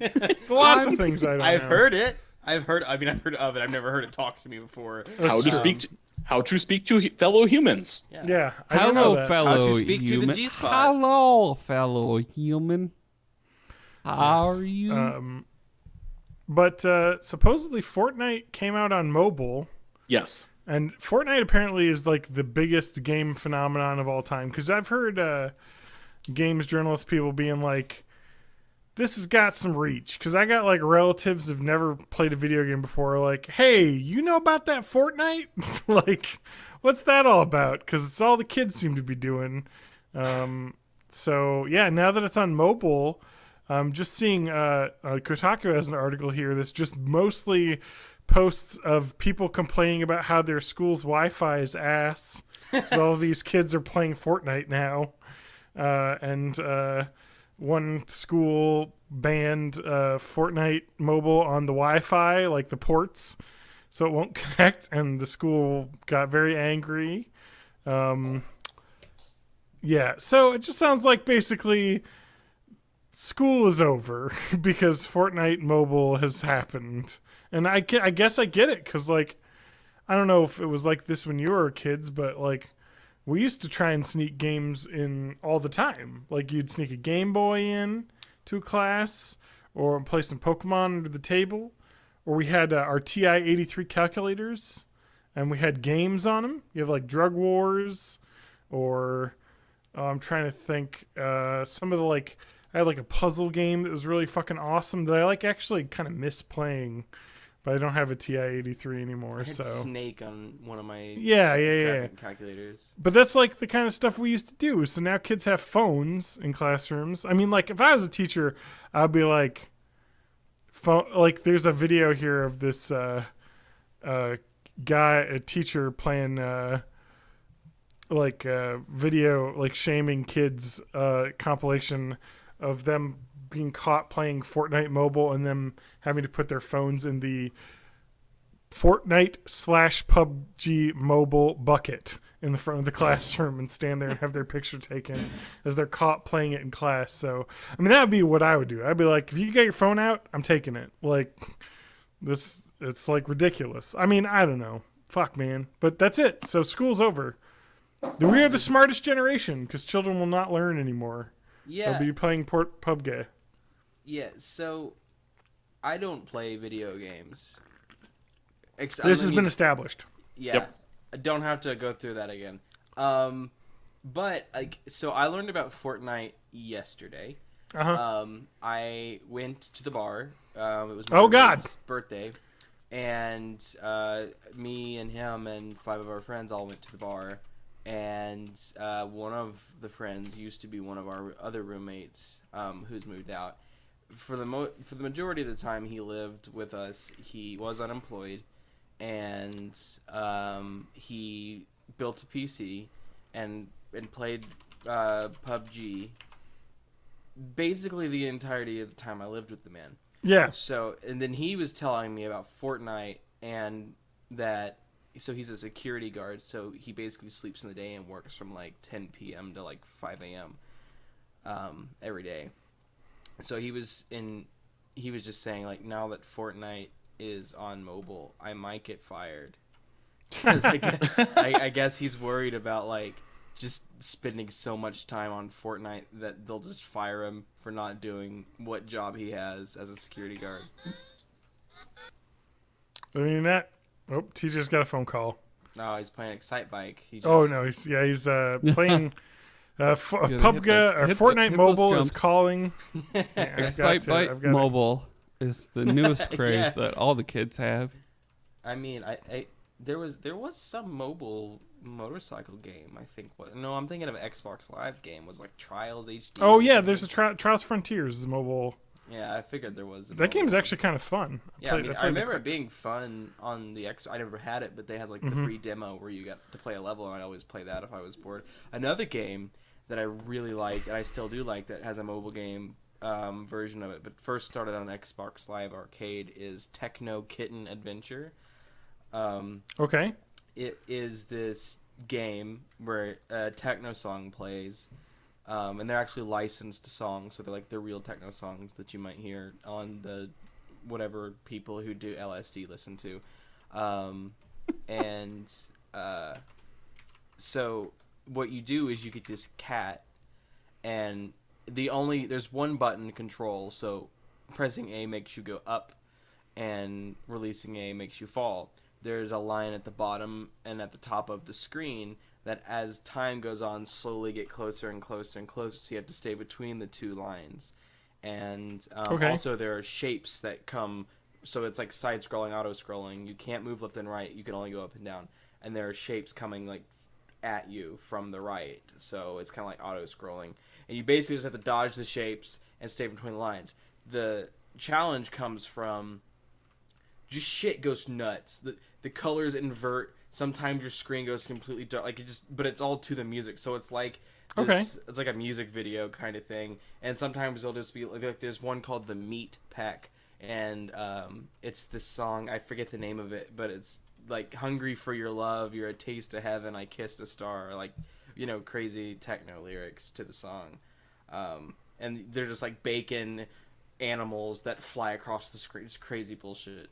But yeah, so you're straight up like acid trip, right? Yeah, it's that type of game? It is totally acid inspired, 100%. Okay. And it's pretty decent, but it had a mobile game come out a few years ago, and I got it, and I just had a lot of nostalgia for like 2010, 2011 playing Techno Kitten Adventure on my Xbox 360. Yeah, that's kind of like the what I feel like a lot of the mobile like just the mobile space is like, hey, remember that game that you played years ago? We made it, but for mobile. So like, I don't know. Like, I'm trying to think of. I'm trying to think of what game I've seen that. I mean, it's just like I feel like you see a lot of games that like came out on like the Switch is kind of like this, where it's like play this adventure for mobile. It's like every Capcom game. Yeah, Like they're porting everything, even stuff that shouldn't be on mobile. Or here's a better example, like like all of the Final Fantasy games as well. Yep. Or like let's make a port that's like really bad, like it doesn't work on mobile, but Chrono people Trigger. are like the Chrono Trigger one. Hold on, that redid the textures. I gotta defend the Chrono Trigger one because it came out in like 2010 or 11, Okay. and I got it back then. And that was actually, I think, the first time I beat Chrono. No, it wasn't the first time. It was the second time I think I actually beat and finished Chrono Trigger. It was on my phone in 2010. Okay. What the big fuck up they did is they took that version and like they just said this is the PC version now. And like when That's you play it. yeah, Yeah, when you the play it on Steam the one. PC, it still acts like you have a fucking iPhone keyboard. So you have to click on the text field. And Oh, you get boy. this pop-up box to type in. It's so awful. Yeah. But on the iPhone like 3GS or whatever, I had when the game first came out in like 2010 or 11. It was actually a pretty fun version of Chrono Trigger. Okay. Well, but yeah, all the rest of the Square Enix mobile games are hot trash. Mega Mans are impossible to play on it.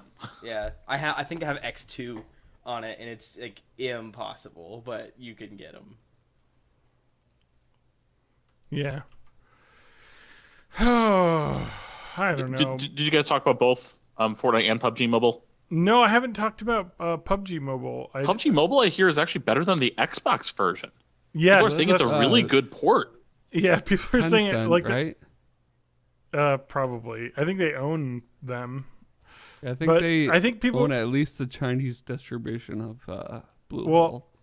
I think if I remember correctly, they were like, people were like, yeah, this actually runs, unlike the Xbox version of PUBG. So if you want to play it, play the mobile version, which actually works. So I think people are a little salty about them basically just pushing it. I mean, they had to though, because like Fortnite mobile came out and they were like, and it's actually like a playable game. And it's like, well, we have to compete or else everyone's going to just play Fortnite. So I think it's like a crazy like competition between these two like games basically, which is insane. But, you know. So how many more of these genres do you expect we're going to see before this bubble pops? Yeah, it's kind of like the Minecraft bubble that kind of happened.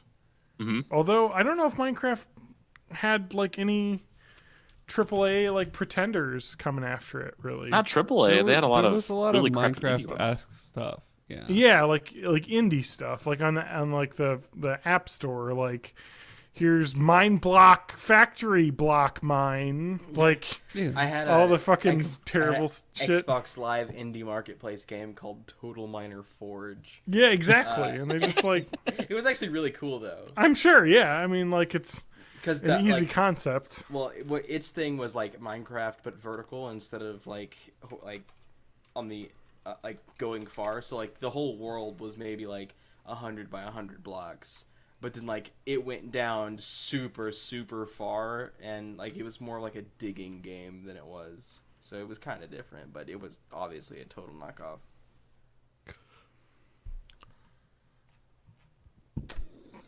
Oh, anyway, sorry. So PUBG Mobile. I'm just reading this article of all of the teachers saying it's ruined everything, but like I don't know. I just literally installed the Epic Games launcher on my computer, and I actually just realized I got an email that let me just read this. So I've like never used like my Epic's Games account. I think I signed up for it because I get a free game with a graphics card.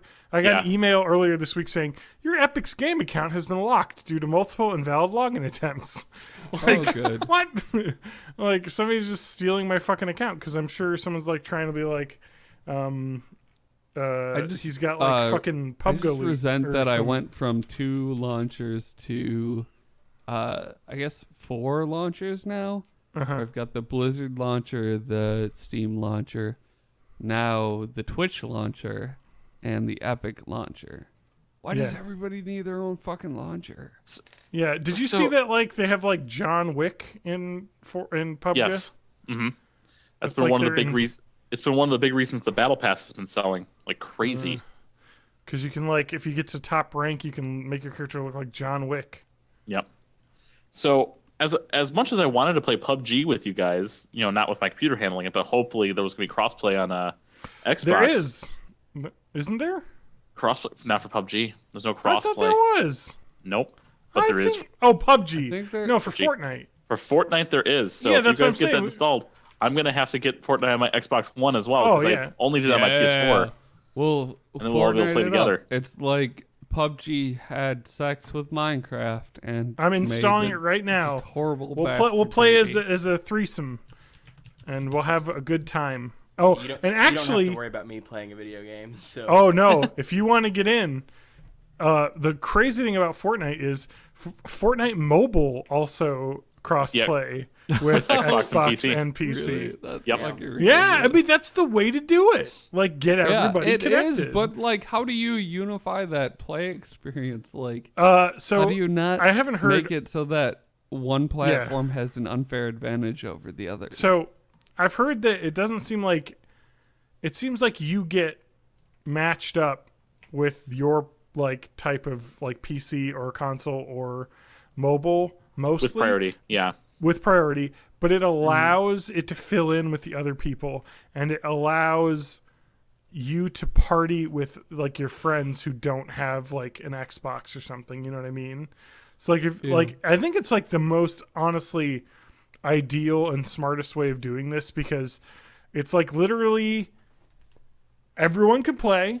You can play with your friends from school no matter what console you have, unless of course they have a PS4. Which does not talk to the Xbox version, but talks to the other mobile and PC versions. It's fucking ridiculous. Because Sony is being assholes about it. Oh, wait, so is there crossplay on PS4 with PC and? Yeah. Well, then I can play with you guys now. So what I've heard right now, let's end the podcast. It's been great. Look, guys, it's been great. We got to go play a game. So we'll talk. Yeah, it's been great, but Fortnite is taking over the schools. It's taking over the podcasts. What can we do? You know, it's the future of media. We're gonna end up in a Ready Player One style world where everyone's obsessed with Fortnite, and I'm gonna be the lone dude who just doesn't play the video you're game. gonna be like, and I'm like the hermit teaching people how to like this is how you use paper and pencil. You can create markings that aren't digital and they last. Fortnite VR with Mario and Tracer. I mean, did you see Roseanne Barr's tweet about Fortnite? Oh, what? Roseanne Barr? Wait, hold on. Hold on. You didn't see this? I'm going to need you to explain the fact that Roseanne Barr is tweeting about Fortnite. So Roseanne Barr on February 27th, 2018, tweeted, "I have 20 Fortnite Victory Royale wins." So she did like the auto tweet, like the tweet your results at the end of a match or whatever thing, most likely. Maybe, but it just sounds like she's playing Fortnite, you know? Like, it's the way she is. Man, I don't think I've ever simultaneously loved and despised a person as much as I do Roseanne Barr. You know, I love the show Roseanne. I love the character Roseanne. I want to like Roseanne. Roseanne as a person, as she was super, like, pro women and all this stuff back in the 90s. You know, she fought to have a lot of women writers. Those things. And now, if you look at her Twitter account, she's retweeting Fox News garbage, opposing the March for Our Lives. You know, so it's bad. Yeah, it's like And it's the problem with naming the character Roseanne. Can I just say, Roseanne Roseanne on the 24th of March, yesterday, just tweeted MK Ultra. That's it. Well, look. What? Do you know what MK Ultra is? No. It I was don't. a real thing where the TJ, CIA have you not was gone down the experimenting- Wikipedia rabbit hole? Here we go. Okay, hold on. About the Let me. Can I MK prime Ultra this? mind control program that the CIA has right. us all under? Let me just get There's in rumors here that was just connected before to we go into Polybius, crazy too. town. Before we get into the crazy place, I MK can't, this is Ultra too was deep. a real set of experiments that contracted a lot of universities, most of them using LSD Yes. to experiment with people's brains. So A that was lot a of real thing LSD. that happened, Yes. but Decades it's and decades vague ago. enough that it's a platform upon which crazy conspiracists can build literally anything. Anything can be a part of MK Ultra, because Yeah. I feel like the Roseanne reboot that they're doing, they're gonna replace John Goodman with Alex Jones. It's like, yeah, you know, he died, Dan died, so now I met this new guy named Alex, and just the life and times of Roseanne Jones. the fucking the potency that he has from these vitamins that he takes. He'll only appear in his underwear. Tactical. It is tactical underwear. Yeah.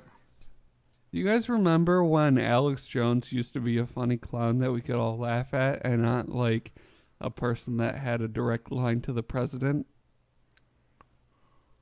I try not to think about those times. It's like Roseanne is that crazy aunt that you have who is really fun and cool and kind of weird, but also is like, hey, have you heard about chemtrails? And you're like, what? It's funny that you say Oh, I crazy aunt. sprayed so- this bottle at the sky Like, and the God chemtrails damn it! disappeared. I liked hanging out at your house because you let us drink soda after 10 p.m. when I was a little kid. But now And you're we talking played about poker and we gambled pretzels.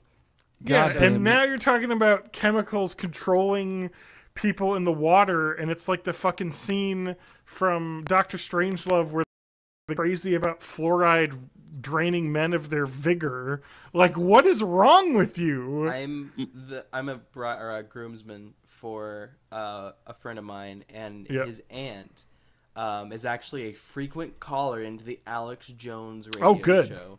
Okay. And, Is there any way that you can A, prevent that wedding, B, if not, prevent them from breeding? No, so the guy is not a crazy person. His Okay, aunt good. That's good. is the crazy person, who is a frequent caller into the Alex Jones radio show, and she got him a kaleidoscope for Christmas, a really expensive looking one. Which Good. So apparently, the conspiracy theorists know where to get the good kaleidoscopes if you ever Oh, yeah. Yeah. get one for yourself. Well, you gotta But- know. You gotta be able to see when the reptilians are stealing our organ energy. She's very into scalar weapons, which, as far as I can grasp the concept of, is just like small weapons that do a lot, like a grenade launcher, as opposed to an RPG. Like it's hard to really grasp, but she thinks that the Queen Elizabeth is actually immortal.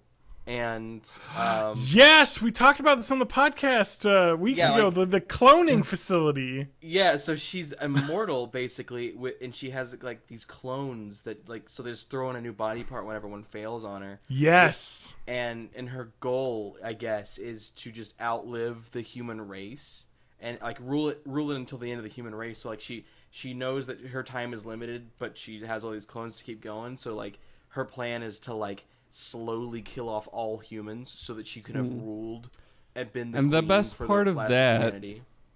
is when the queen inevitably dies, she'll say, "Oh well, she She didn't succeed. There was just a clone that she died. Didn't outlive she didn't outlive the rest of the humans because her clones failed too soon. Yeah.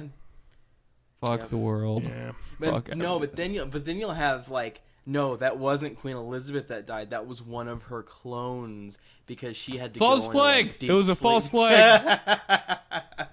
That was one of her body doubles that they died because people were getting suspicious. So now she's shadow government ruling everything. So it sounds like we have a Ship of Theseus issue. Is if we keep replacing body parts on her, when does she not become the Queen Elizabeth? Exactly. It's also just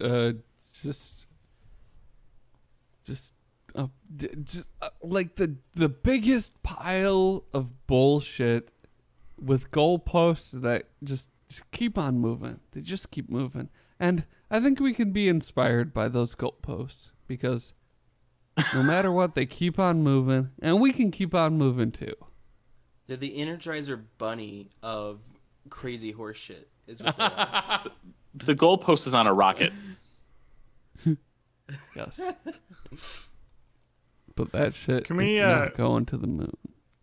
Can we talk about? Can we do a segment that I've been tanting for a while? Yes, and we got another person to play. Exactly. Five fave. Okay. So I don't know if you've heard this before, but I'll explain it to you as if you hadn't.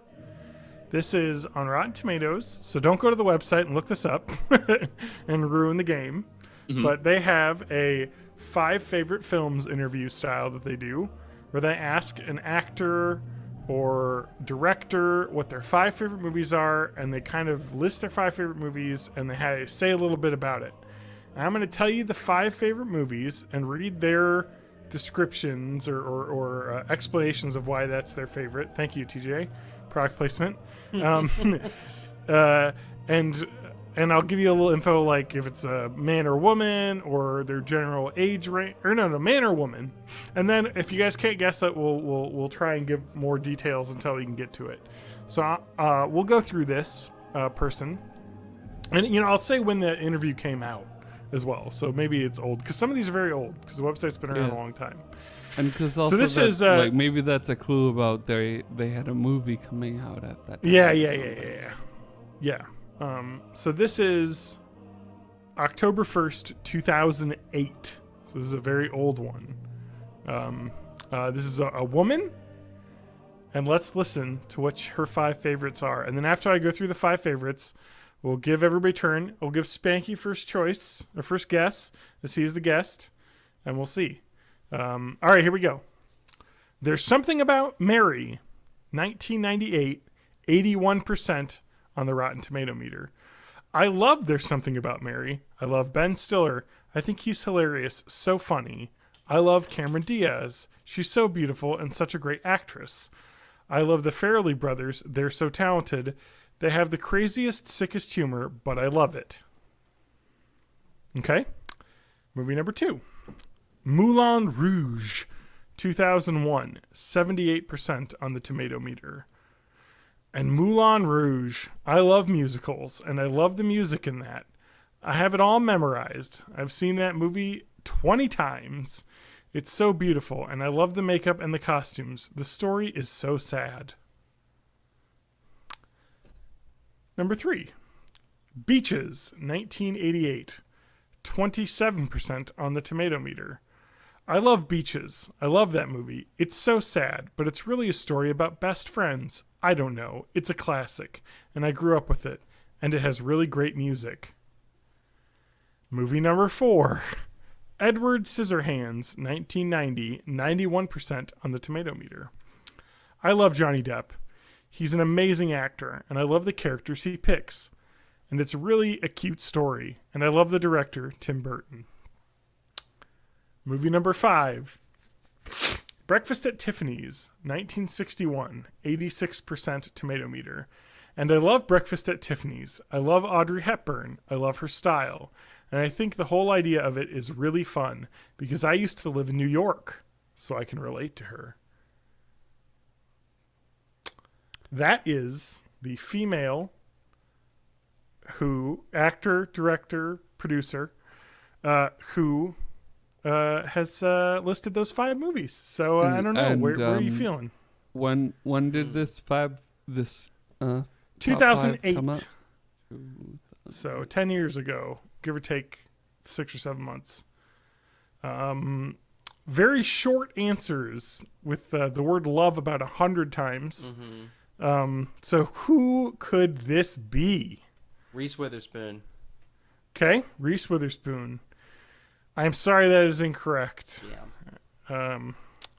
All right. Well, let's give it to let's do alphabetical. So I guess H before M. Hag. I'm gonna go with Julia Roberts. Julia Roberts. Ooh, I'm sorry. Incorrect. Okay. All right. I'm thinking a bit younger. Okay. Grew up with some stuff in the 80s, so maybe late 70s or something. Something that's just... I was thinking the lady in the Pirates of the Caribbean movie. Is it Keira Knightley? No. Okay. Okay. See, what I'm having trouble with is the actor and director combo. So what do you mean? Like, oh no, I'm not saying that she's all of those things. Oh, then No, I'm saying that I'm not going to narrow it down. It could be a director, could be an actor. I'm sorry. It's a female woman who's in the movie business per se. In that, so I don't know if that helps, but we'll do another round. I'll give another hint. I don't know if I would consider her an actress, but she's acted in things. Britney Spears. Sorry, Damn. but I will say that was actually on we're my moving list. in the right direction. Mandy Moore. I'm sorry. I would consider Mandy Moore more of an actor than Britney Spears. She's actually been in a lot of stuff lately. But let's go the other direction. Let's hit the trio and hit Christina Aguilera. No. That was my next guess. I will say that she is... Because Moulin Rouge, Christina Aguilera was in that. Mm-hmm. So this person said... This interview starts off with... singer, actress, businesswoman... ... rock opera star. Rock opera. This person has worn many hats. Is this Paris Hilton? Ding ding ding ding. Matt, you are correct. God damn this is Jesus Paris Christ, Hilton's. Repo is not a fucking rock opera. Get your head out Repo, of your the ass, genetic IMDb. opera. No. No. Disagree. Singer, actress, businesswoman, rock opera star. Paris Hilton has worn many hats during her reign as America's most famous celebutante. Yeah, but I didn't know she was a singer. I thought she was just like a rich person. She has. Look, if you're rich enough, you can buy singing. She has paid someone to record her singing, if that's qualifies you as a singer. Friday, gotta get. Yeah, I mean exactly. Yeah, so it's kind of interesting. Jesus Christ. Like, I cannot accept Repo as a rock opera. I love this as well because like it's all these like fucking more recent movies, you know, like you would expect from someone who's like, I don't know how old she was in 2008. I got to imagine mid-20s, and because I think she's a little older than we are, like maybe 5 or 6 years older than we are. Right? Looking it up right now. Yep, thank you. And so that, and then of course, Breakfast at Tiffany's, because that's exactly what Paris Hilton would think of as an old movie that she loves. Yep. She just lost her $2 million engagement ring in a nightclub 2 days ago. Good for her. Continue. She's 37. 37. Okay, so she is 5 years older than me. 37. Right. Yeah. So Clerks. Anyone? I just love that. In a row? Yeah, thank you. Yeah. Try not to suck any dick on the way out to the parking lot. I was in college when her movie came out. Yeah. Hey. One of her movies, the one with Tom Sizemore, or the other one? The one in all Night Vision. The Night Vision. Yeah. Yes. Fine. Her best acting. Not really. So anyway. I feel kind of bad for Paris Hilton a little bit with that thing because, like, I feel like she got raked over the coals for that, and then Kim Kardashian's like, "I'm famous. Nobody I thinks can do about the this fact too, and I can that I marry was a Kanye sex West tape because of person." it. I mean, Yeah. it's your prerogative, if you definitely want to go that route, but that's really whatever you want to do, and if it But like becomes... even like before Paris Hilton, there was Pam Anderson who like Yeah. only got more good press out of her Tommy Lee True, sex tape. true, Oh, true, yeah. true. Yeah. Well, I will say this about Paris Hilton versus Kim Kardashian. As much as you may or Hold on. dislike the The people Kardashian have been family, waiting for you to weigh in on this beef. Thank So, you. No, it's not a beef. What I'm saying is that I think Paris Hilton caught the flack because she really, really is not good at anything and hasn't done anything. That's a good Whereas point. at least what you can say for Kim Kardashian is she's extremely good at being a self-promoting brand reality television person. Okay. Like they got that whole thing down and they got it. You know what I mean? Like I'm sure wouldn't like the TV show, but very clearly it was successful because you don't see The Simple Life or whatever the hell it was called that Paris Hilton was on with Nicole Richie.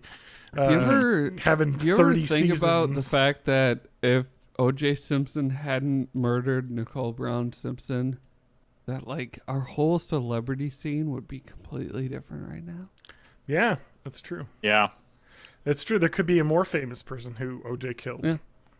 If he hadn't killed his wife, he would have gotten to someone else because he's in jail. Hashtag hot takes. Ouch. No, I'm just saying, Hashtag like, hot browns. he's out now. Is he? OJ is out He's and also about. a very broken old man. Yeah, I don't think, I don't think he's in the murdering shape the way he was. There's a pretty good joke on SNL. I think it was last week or the week before. It was just like, I don't know, it was like a celebrity family feud taking place in the night. I forget what it was, but Keenan was like playing OJ and doing. Oh, it was a Jurassic Park auditions tape. And it was like 1992. This is a great year to be OJ. Like, things are going real well. Like, I don't think anything could ever ruin anything in my life. Like, I mean, yeah, he's it was- hot off the heels from the second Naked Gun movie at that point. Oh yeah, Yeah, oh, for yeah. sure. I was gonna say Yeah. you have to watch Naked Gun, and you have to realize there's an actual murderer in it. Yeah. I will say, He wasn't at the time. O.J. Simpson is really funny in those Naked Gun movies. You know, like he's 70. That's an God old damn. man. That's the thing is that in the 90s he was older. Like Yeah. he was. Can I kinda, tell you? He had already can I tell you retired a from brief football. and- parable about just Yeah. quite how old I am. Mhm. So I was in elementary school, I think, at the time that the OJ trial was happening.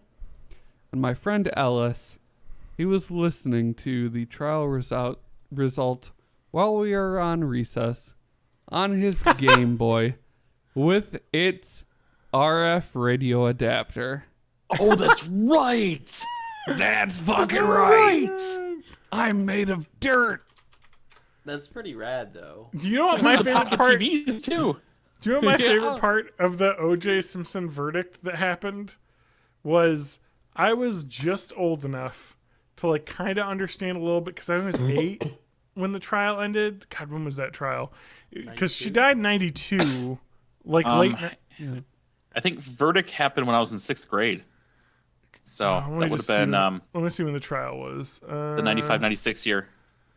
97 was when he lost the civil trial. 94 they died. Sorry. It was somewhere between fall of 95 and spring of 96. It was So I got my first computer. here in we go. October 3rd, 96, 1995. So it was before So- that. Hell, even So I I was was alive 10. for this one. I was 10. And I remember the verdict coming down and me being the budding horrible contrarian person Misery that I vampire. was as a child. Just budding, because that wouldn't happen until I turned like 13, 14 and became a full-on like weeb who shunned the world for a few years. And I remember people were like, because, you know, in Wisconsin, a lot of white folks around. People were like, man, I can't believe the verdict. Oh, yeah. People were like up in arms about this. And they were like, there's a lot of white folks up here. yeah. And they were like, they couldn't believe that this murderer had gotten away free. And I remember as like a 10-year-old, I was like, OJ didn't do it. I was like solidarity with my black brothers that I did not had ever met. Well, that was similar. I just wanted to be. My reaction was, why. I know my parents will be upset about this verdict because they think he did. Like, I didn't have any personal investment in the actual trial. Oh yeah, no, same here. But I just remember like thinking about it and being like, But I was like, I know people, old people that I know think he did it, so they'll be upset. Yeah. But then now that was like part of the punk me though as a kid. I was just like true crime nerd that I am. Now I'm like, oh, he definitely did it. But yeah. The systemic racism within the LAPD that made him get away with it, and it's the cops' fault. But that was young 10-year-old woke John trying to be hashtag woke John. Everybody, get on your Twitter bot. Trying to be, but I was all about like how like the like racism and Rodney King stuff. Like, dude, man, that's 10-year-old. was a really big thing that influenced the jury at the time. Yeah. Like, the LAPD was full of racists. Oh, and they just happened to be confronted by this dude that actually murdered people. Yeah, it was. At the time, it was probably worse than it is now. I gotta say. Hopefully, hopefully. I think it's still a job requirement in Missouri, but I haven't checked in a while. Oh. Well, the thing was, like, if your department wasn't full of garbage racists, you could have convicted this actual murderer. Yeah. But it was like a mess that begot another mess. I will say probably one of the coolest things to watch is that ESPN OJ documentary they did 2 years ago, won the Oscar. It's like 6 hours long. It's three 2-hour parts, I think. Is that the Making a Murderer one? No. This is the like ESPN documentary, like the OJ all the way through. Yeah. So perfect. Like I understood every nuance about that case and like why they lost. And the jury was biased again because it goes through like the Watts riots and the all the stuff in LA happening before. It goes through OJ's like budding acting career and him starting to get a little older and and it just kind of goes through everything. And the fact that OJ was totally not an ally of the black community. No. His entire career, he was just like, I'm OJ. He's literally the quote was, "I'm not black. I'm OJ," and that's what he said. There's also the like you forget that this was like pre-CSI, like DNA hadn't been used in a major trial like this up to this point. So like the evidence is only as good as the amount of trust the jury has in it. So if they don't believe that DNA is a thing, you can't use it to prove anything.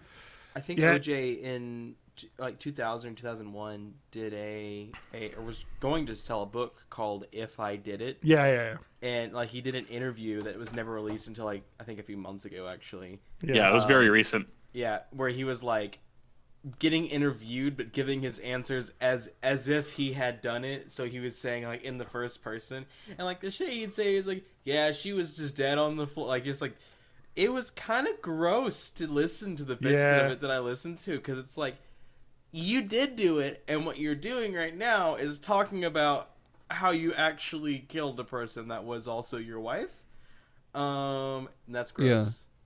So the best thing about that If I Did It book is that the Ron Goldman sued. Yeah. And he was able to obtain publishing rights for that story. So he published it, but he made the if very, very tiny on the cover. So it just said, I did it. Yeah. And they got all the money from it. Yeah. So and I think they donated it to some I'm sure victims group. Yeah, like so I don't know. Anyway, that's old hat. Let's not talk about OJ anymore. This is the podcast where we talk about video games and OJ Simpson. OJ I want to talk about So, you know what's going to happen? OJ Simpson's going to be like, I'm a pro Fortnite player now. And then we're going to have to deal all with the it. Twitch records. He's Suck it, gonna Drake. fuck He's going to break your Dude. Twitch record. I'm gonna say, open invitation. OJ Simpson, if you want to play Fortnite with TJ, he'll Or, hey, OJ Not Simpson, me. if you want to be on this podcast, yeah, I'm going to be honest. We're going to call you a No. murderer, but we'll invite you onto the show. No, let's play Fortnite. You can murder people in Fortnite, and you know it'll be. But just, you only get to use the knife because that's what you're No, good at. it's fine. He can carry me as long as he doesn't carry my lifeless body. I'm He's I just already wa- in a Fortnite guild with Roseanne Barr and PewDiePie. I just wanna like join.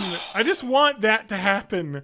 It's just like the art, like the headlines are like Drake playing Fortnite. Well, this like small Drake Wisconsin playing town Fortnite streamer with local had podcast and OJ Simpson join and him. Roseanne Barr. And hey, we're Wisconsin people. We can probably get Dustin Diamond. Anybody got Get the $5? Dream Yeah. Squad: Dustin Diamond, Roseanne Barr, OJ Simpson, me. John Goodman is from Springfield, Missouri. There I you could go. probably get him. There we go. Reunite. Get the PUBG and or the Fortnite. Sorry, not PUBG. Yeah. So Oh, I have boy. a problem. Yeah. I had Don't worry, to it happens cancel. to a lot of guys. I know. I had to cancel my Funimation Now subscription Oh boy. I canceled my Crunchyroll a long time ago. because I got Verve Premium now, so I can get Crunchyroll and Funimation and Geek and Sundry and Rooster Teeth and a bunch of other things for only $2 more per month. What is So, that? Is this Verve, an it's ad? VRV. It might as well be. Okay. But in the past week, I have now watched, I think, 23 episodes of My Hero Academia. That I just watched a bunch of that this morning. I love that show. It's really good. Yeah, I'm It's- in season 2. Yep. Oh, it's Okay, so VRV is just a bunch of like streaming services. Yeah, It's run- like it's smaller run- ones. Yeah. it's run by I think Crunchyroll. VRV, I think, absorbed the My Brother and My Brother and Me CISO. TV show Oh, after you're their right. thing They shut down. absorbed Yeah. CISO. So what happens Yeah. is, so Crunchyroll is like pretty well off for itself as a Yeah. non-Netflix Yeah.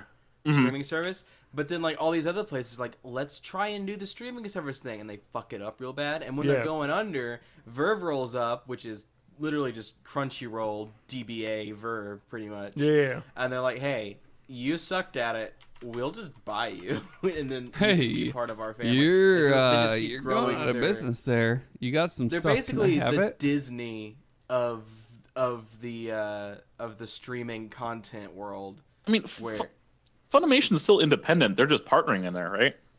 Yeah. I mean, yeah, but I think like all their streaming stuff, like they didn't buy Funimation, but they bought, instead of Funimation having their streaming now thing, Funimation Now is probably a channel on Verve that Yep.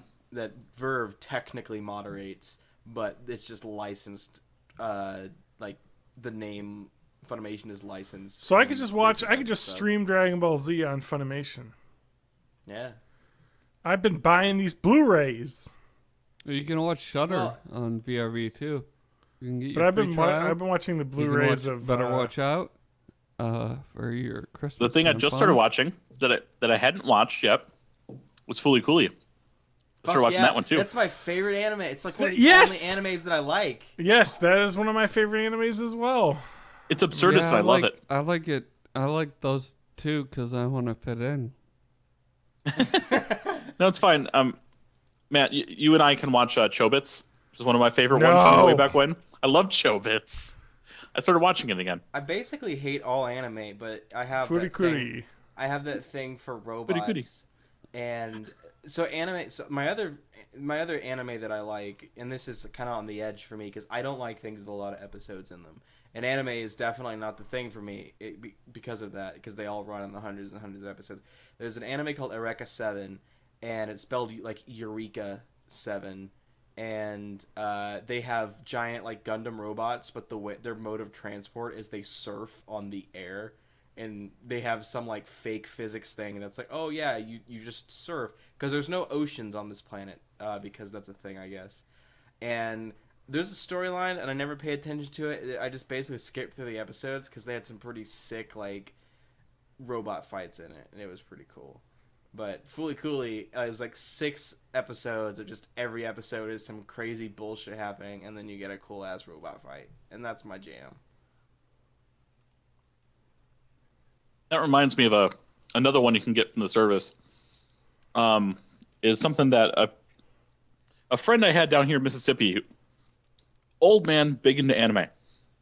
He got me into this thing. It's essentially just Gundam plus harem anime. You know, think high school kind of stuff. And that's a Full Metal Panic. Ridiculously weird. Yeah. It's ridiculously weird. It gets serious at times. The action scenes are pretty serious and intense. It's basically mech versus mech kind of stuff. But then one of the main characters is a 16-year-old. He is essentially an assassin trained from a mercenary trained from just a bunch of terrorists in Afghanistan that is now working independently and now operates a mech suit, and he is tasked with being a bodyguard for this high school girl, and he doesn't know how to high school, or specifically how to Japanese high school. So then it goes back and forth between action scenes and I'm out of place in high school. Man. It works out well. God damn it. Oh, God. I just went down the Funimation hole of like looking up Dragon Ball Z, and it's not. So they don't have Dragon Ball Z Kai, which is what I've been watching, which is the remake, or just the redub, basically, and cutting down of that. They have the original Dragon Ball Z Funimation on there, yep, but not Dragon Ball Z Kai. And the Dragon Ball Z Kai does the amazingly awesome thing of preserving the 4:3 aspect ratio, which the streaming version of Dragon Ball Z does not. And it's the like 17 by or whatever, like where it's just zoomed in on the 4:3, cutting off the top and bottom, and it looks terrible, and I can't handle it because everything looks really zoomed in, because it is, and that I just can't. I'd rather have Black Bar. I would 1,000 times rather have Black Bar on old shows. That's part of the reason why I can't stream The Simpsons on the FX app, because they fucking do the same bullshit where they cut the top and bottom off of that. I mean, it's every old TV show on streaming services they put as the 16:9, which is wrong because it's not what it aired in, and it looks staged weird. It's the biggest pet peeve of mine. Well, they did something basically the opposite with if you guys ever got the DVDs, or actually I think it was like the re-release of the DVD box sets of Buffy the Vampire Slayer. Sure. So that show was made for 4:3 TVs. And the I think as they came out on VHS and DVD, they were in 4:3, but like they re-released the box sets on either Blu-ray or DVD or something. And what they did was they actually got the original film, and then they like actually rescanned it and put it in 16:9. But the whole idea, the whole fucking shoot was planned around 4:3, so you'll just get like set props and boom mics and shit in the frame all the fucking time. Oh my god, I'm reading an article on AV Club about this. I didn't even realize, because I feel like I probably watched it streaming, so I saw the 16:9 versions, and yeah, they like just is more of the set, including sometimes like fucking just people, right here. In this scene from shot in Buffy's bedroom, it apparently in her bedroom she has an enormous Klieg light in the side, perfectly lighting the scene of her bedroom for her. Yeah, like ooh, that shit happens. There's I think specifically like there's a scene where I forget all the names, but it's the girl who kills Faith. Who I think, man, I haven't seen Buffy since it was on, but Faith was one of I think the people that died. I think Anya killed Faith. I don't remember. Anya was the demon girl that became good later, but was always A lot still of people demon. died, and Yeah, and a lot of it was- people became it was villains, weird. and Yeah, and I like that show. I loved watching it, but it's complicated. yeah, it's basically like Kingdom Hearts, but with vampires. It's its own It's like Twilight universe. Kingdom Hearts, just like the substitute. Equal amounts vampires of for Disney. Hot Topic clothing that you could buy for both Pretty franchises much, as yeah. well. So you know. That was the show where I first encountered Felicia Day, I think, because she was in Yes. one of the later. Oh, that's right. seasons. Yep, and she's one of the Slayer initiates Mm-hmm. Yeah, I in think the she last dies season. too. Yeah, probably a lot of them did in that finale. So And then Willow, whose actress's name I always forget, but she's an amazing actress. is it Allison? She was Allison Flanagan. Yeah, Allison Flanagan. Yep. There we go. Yep. Because I was a bit too young for American Pie at the time, so I discovered her via Buffy the Vampire Slayer. I got her from Penn and Teller's Fool Us. Yes, Oh yeah, I forgot she hosted that. it's Hannigan, not Flanagan, but close. Hannigan, That's what I pretended to say. Allison Hannigan. Yeah. No, she's great in Fool Us as the host. yeah. Person, And so. in How I Met Your Mother. How I Met Your Mother, yeah. All that's right. 20 years of that show that exists. I've seen 0 seconds of it. I'm not saying that the show's bad. I just haven't watched it. It feels like a show that exists as like a fake show. Yeah. Like in other things. Because it has this like ubiquity to it. But I have seen 0 seconds of it. It was on CBS, right? Or something? I think so. Yeah. And it has like a bunch of famous people in it. Like that are way more famous than like a television show would be. I mean,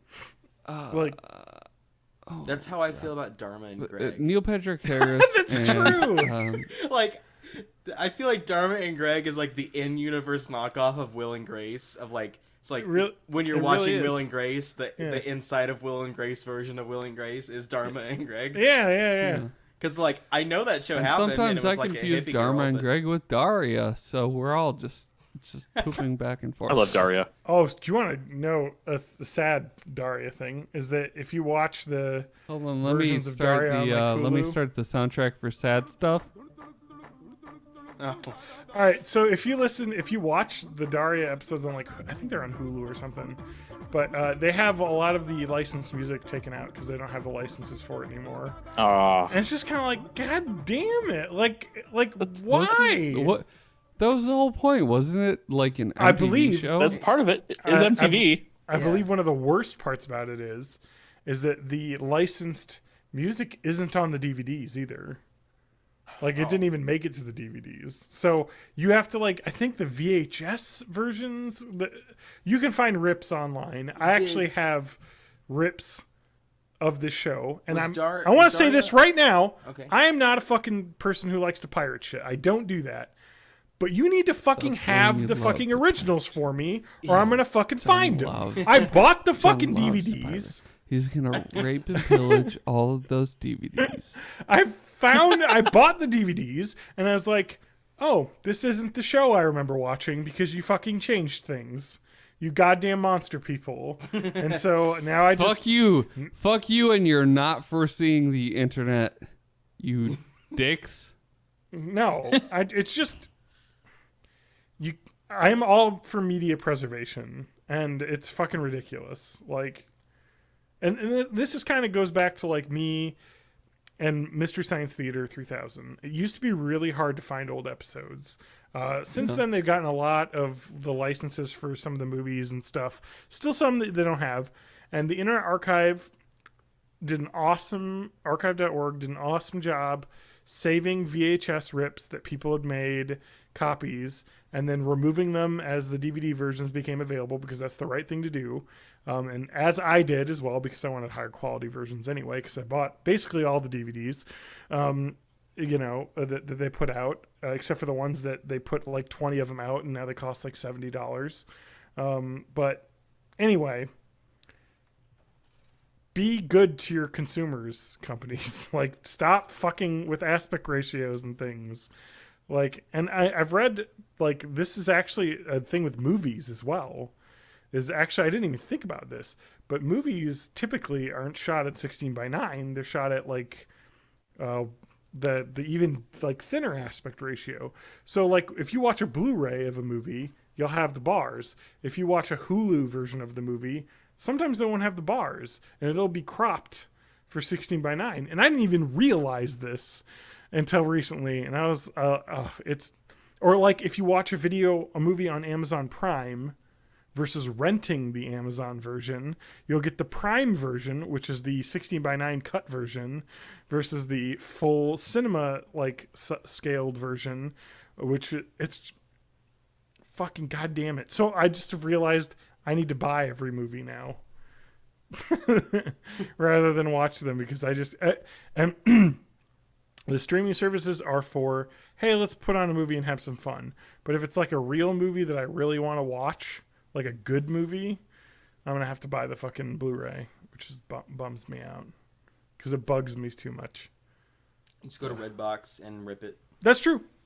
That's one way. That's because like that's how I got a lot of my movies. Where it was like I wanted the movie, but I didn't want to pay for the movie. But I also wanted it to be not shitty. Like, this is why I have bought all of the Roseanne DVDs, because I can't abide by the fucking cut versions where the tops of their heads are cut off in every fucking scene. Also, these are like $4 used on Amazon, so I just bought all of them for like $30. So, yeah, sometimes you can get stuff for cheap, or you could just get a Netflix DVD subscription and, you know, send them back after you've watched them. It does exist. You can find it. It still exists. Yep. Anyway, we should probably end though, because it's getting late. We should, but as kind of a follow-up, just to finish my thought. Sorry. Is anyone who wants to suggest me an anime? Yep. Otherwise, I'm just going to start watching Dot Hack again or Excel Saga. Okay, that's a good one. Anyone who wants to start suggesting me animes, go ahead. One Punch Man. Yeah, but that's not on streaming. The one about the preteen girls that fight the monster. It's not on those streamings. Well, I'd have to find it somewhere else. Used to be on Crunchyroll. Have you heard about this one called Naruto? I've heard of that one.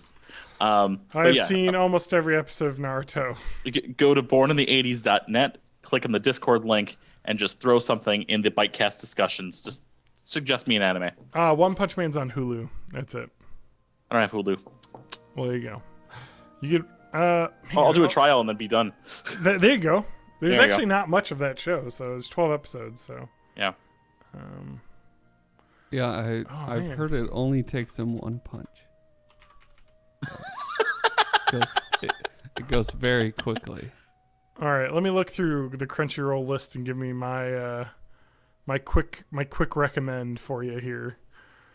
Boy, Dragon Ball Super has 131 episodes already. Yes, it does. I thought that show just started. Okay. Naruto, I watched, and I read the manga, and then there got to be a point in Naruto Shippuden where I couldn't watch it, and that was like episode 100. There's 500 episodes of that show. Yeah. Holy cow. Yeah, there's a lot of anime. You know, Full Metal Alchemist Brotherhood's really good. That would be. Should I watch the original first? No, it's actually Brotherhood's a remake. Yeah, but should I still watch the original first? No. Okay. Yes. Brotherhood's okay. You're gonna get two opinions depending on who you talk to. I think I like Brotherhood more, so. But. I think you can still enjoy both though. Like, you watch either. Honestly, pick your choice. They're both good. It's just I think. I don't know. They're both good. Just watch them both. Honestly, if you like them. So that's my advice. There's 335 episodes of Yu-Gi-Oh! GX you could watch. You know. I read all the Yu-Gi-Oh! Manga from the beginning all the way until the end of the Pharaoh arc. You know, you could watch Yu Yu Hakusho. I've seen that one. It gets fucking weird. I've watched the shit. Fucking weird. I watched the shit out of that when it was on Toonami. The voice actress for Genkai was also Frieza. So like they were showing the Frieza arc at the same time they were showing like the first season of Yu Yu Hakusho on Toonami. So that's how I know that. But they only showed the first two seasons on Toonami. and in order to watch seasons like 3 onwards, you'd have to watch it on Adult Swim, and they used the swear words there. So Yeah, you can't have that. But it got weird. There's very weird things. What's his name? Yusuke was also a demon, kind of, sort of, at some point. It was weird. I forget what Yu Yu Hakusho was even about, but I remember watching a lot of it. The first 2 seasons, you can watch the first 2 seasons of Yu Yu Hakusho, and it's like 20-something episodes, and just stop, and it's Actually, fine. TJ, I've got a good recommend for you. If you like comedy animes and you're into memes, Pop Team Epic is supposedly the meme-tastic comedy anime as of late, so... I mean, I go everything from drama to action to fan servicey to ecchi to it starts off fan servicey but then it's heartwarming to it starts off action but becomes fan service. I'm All right. whatever. Anyway. Because Chobits, it looks like it's gonna be a fan servicey thing, and then it ends up being really, really sweet and heartwarming. Okay. That's right up TJ's alley. Sweet, heartwarming fan service. Mm-hmm. That's it. I'm Right John up TJ's Danger alley. on Twitter.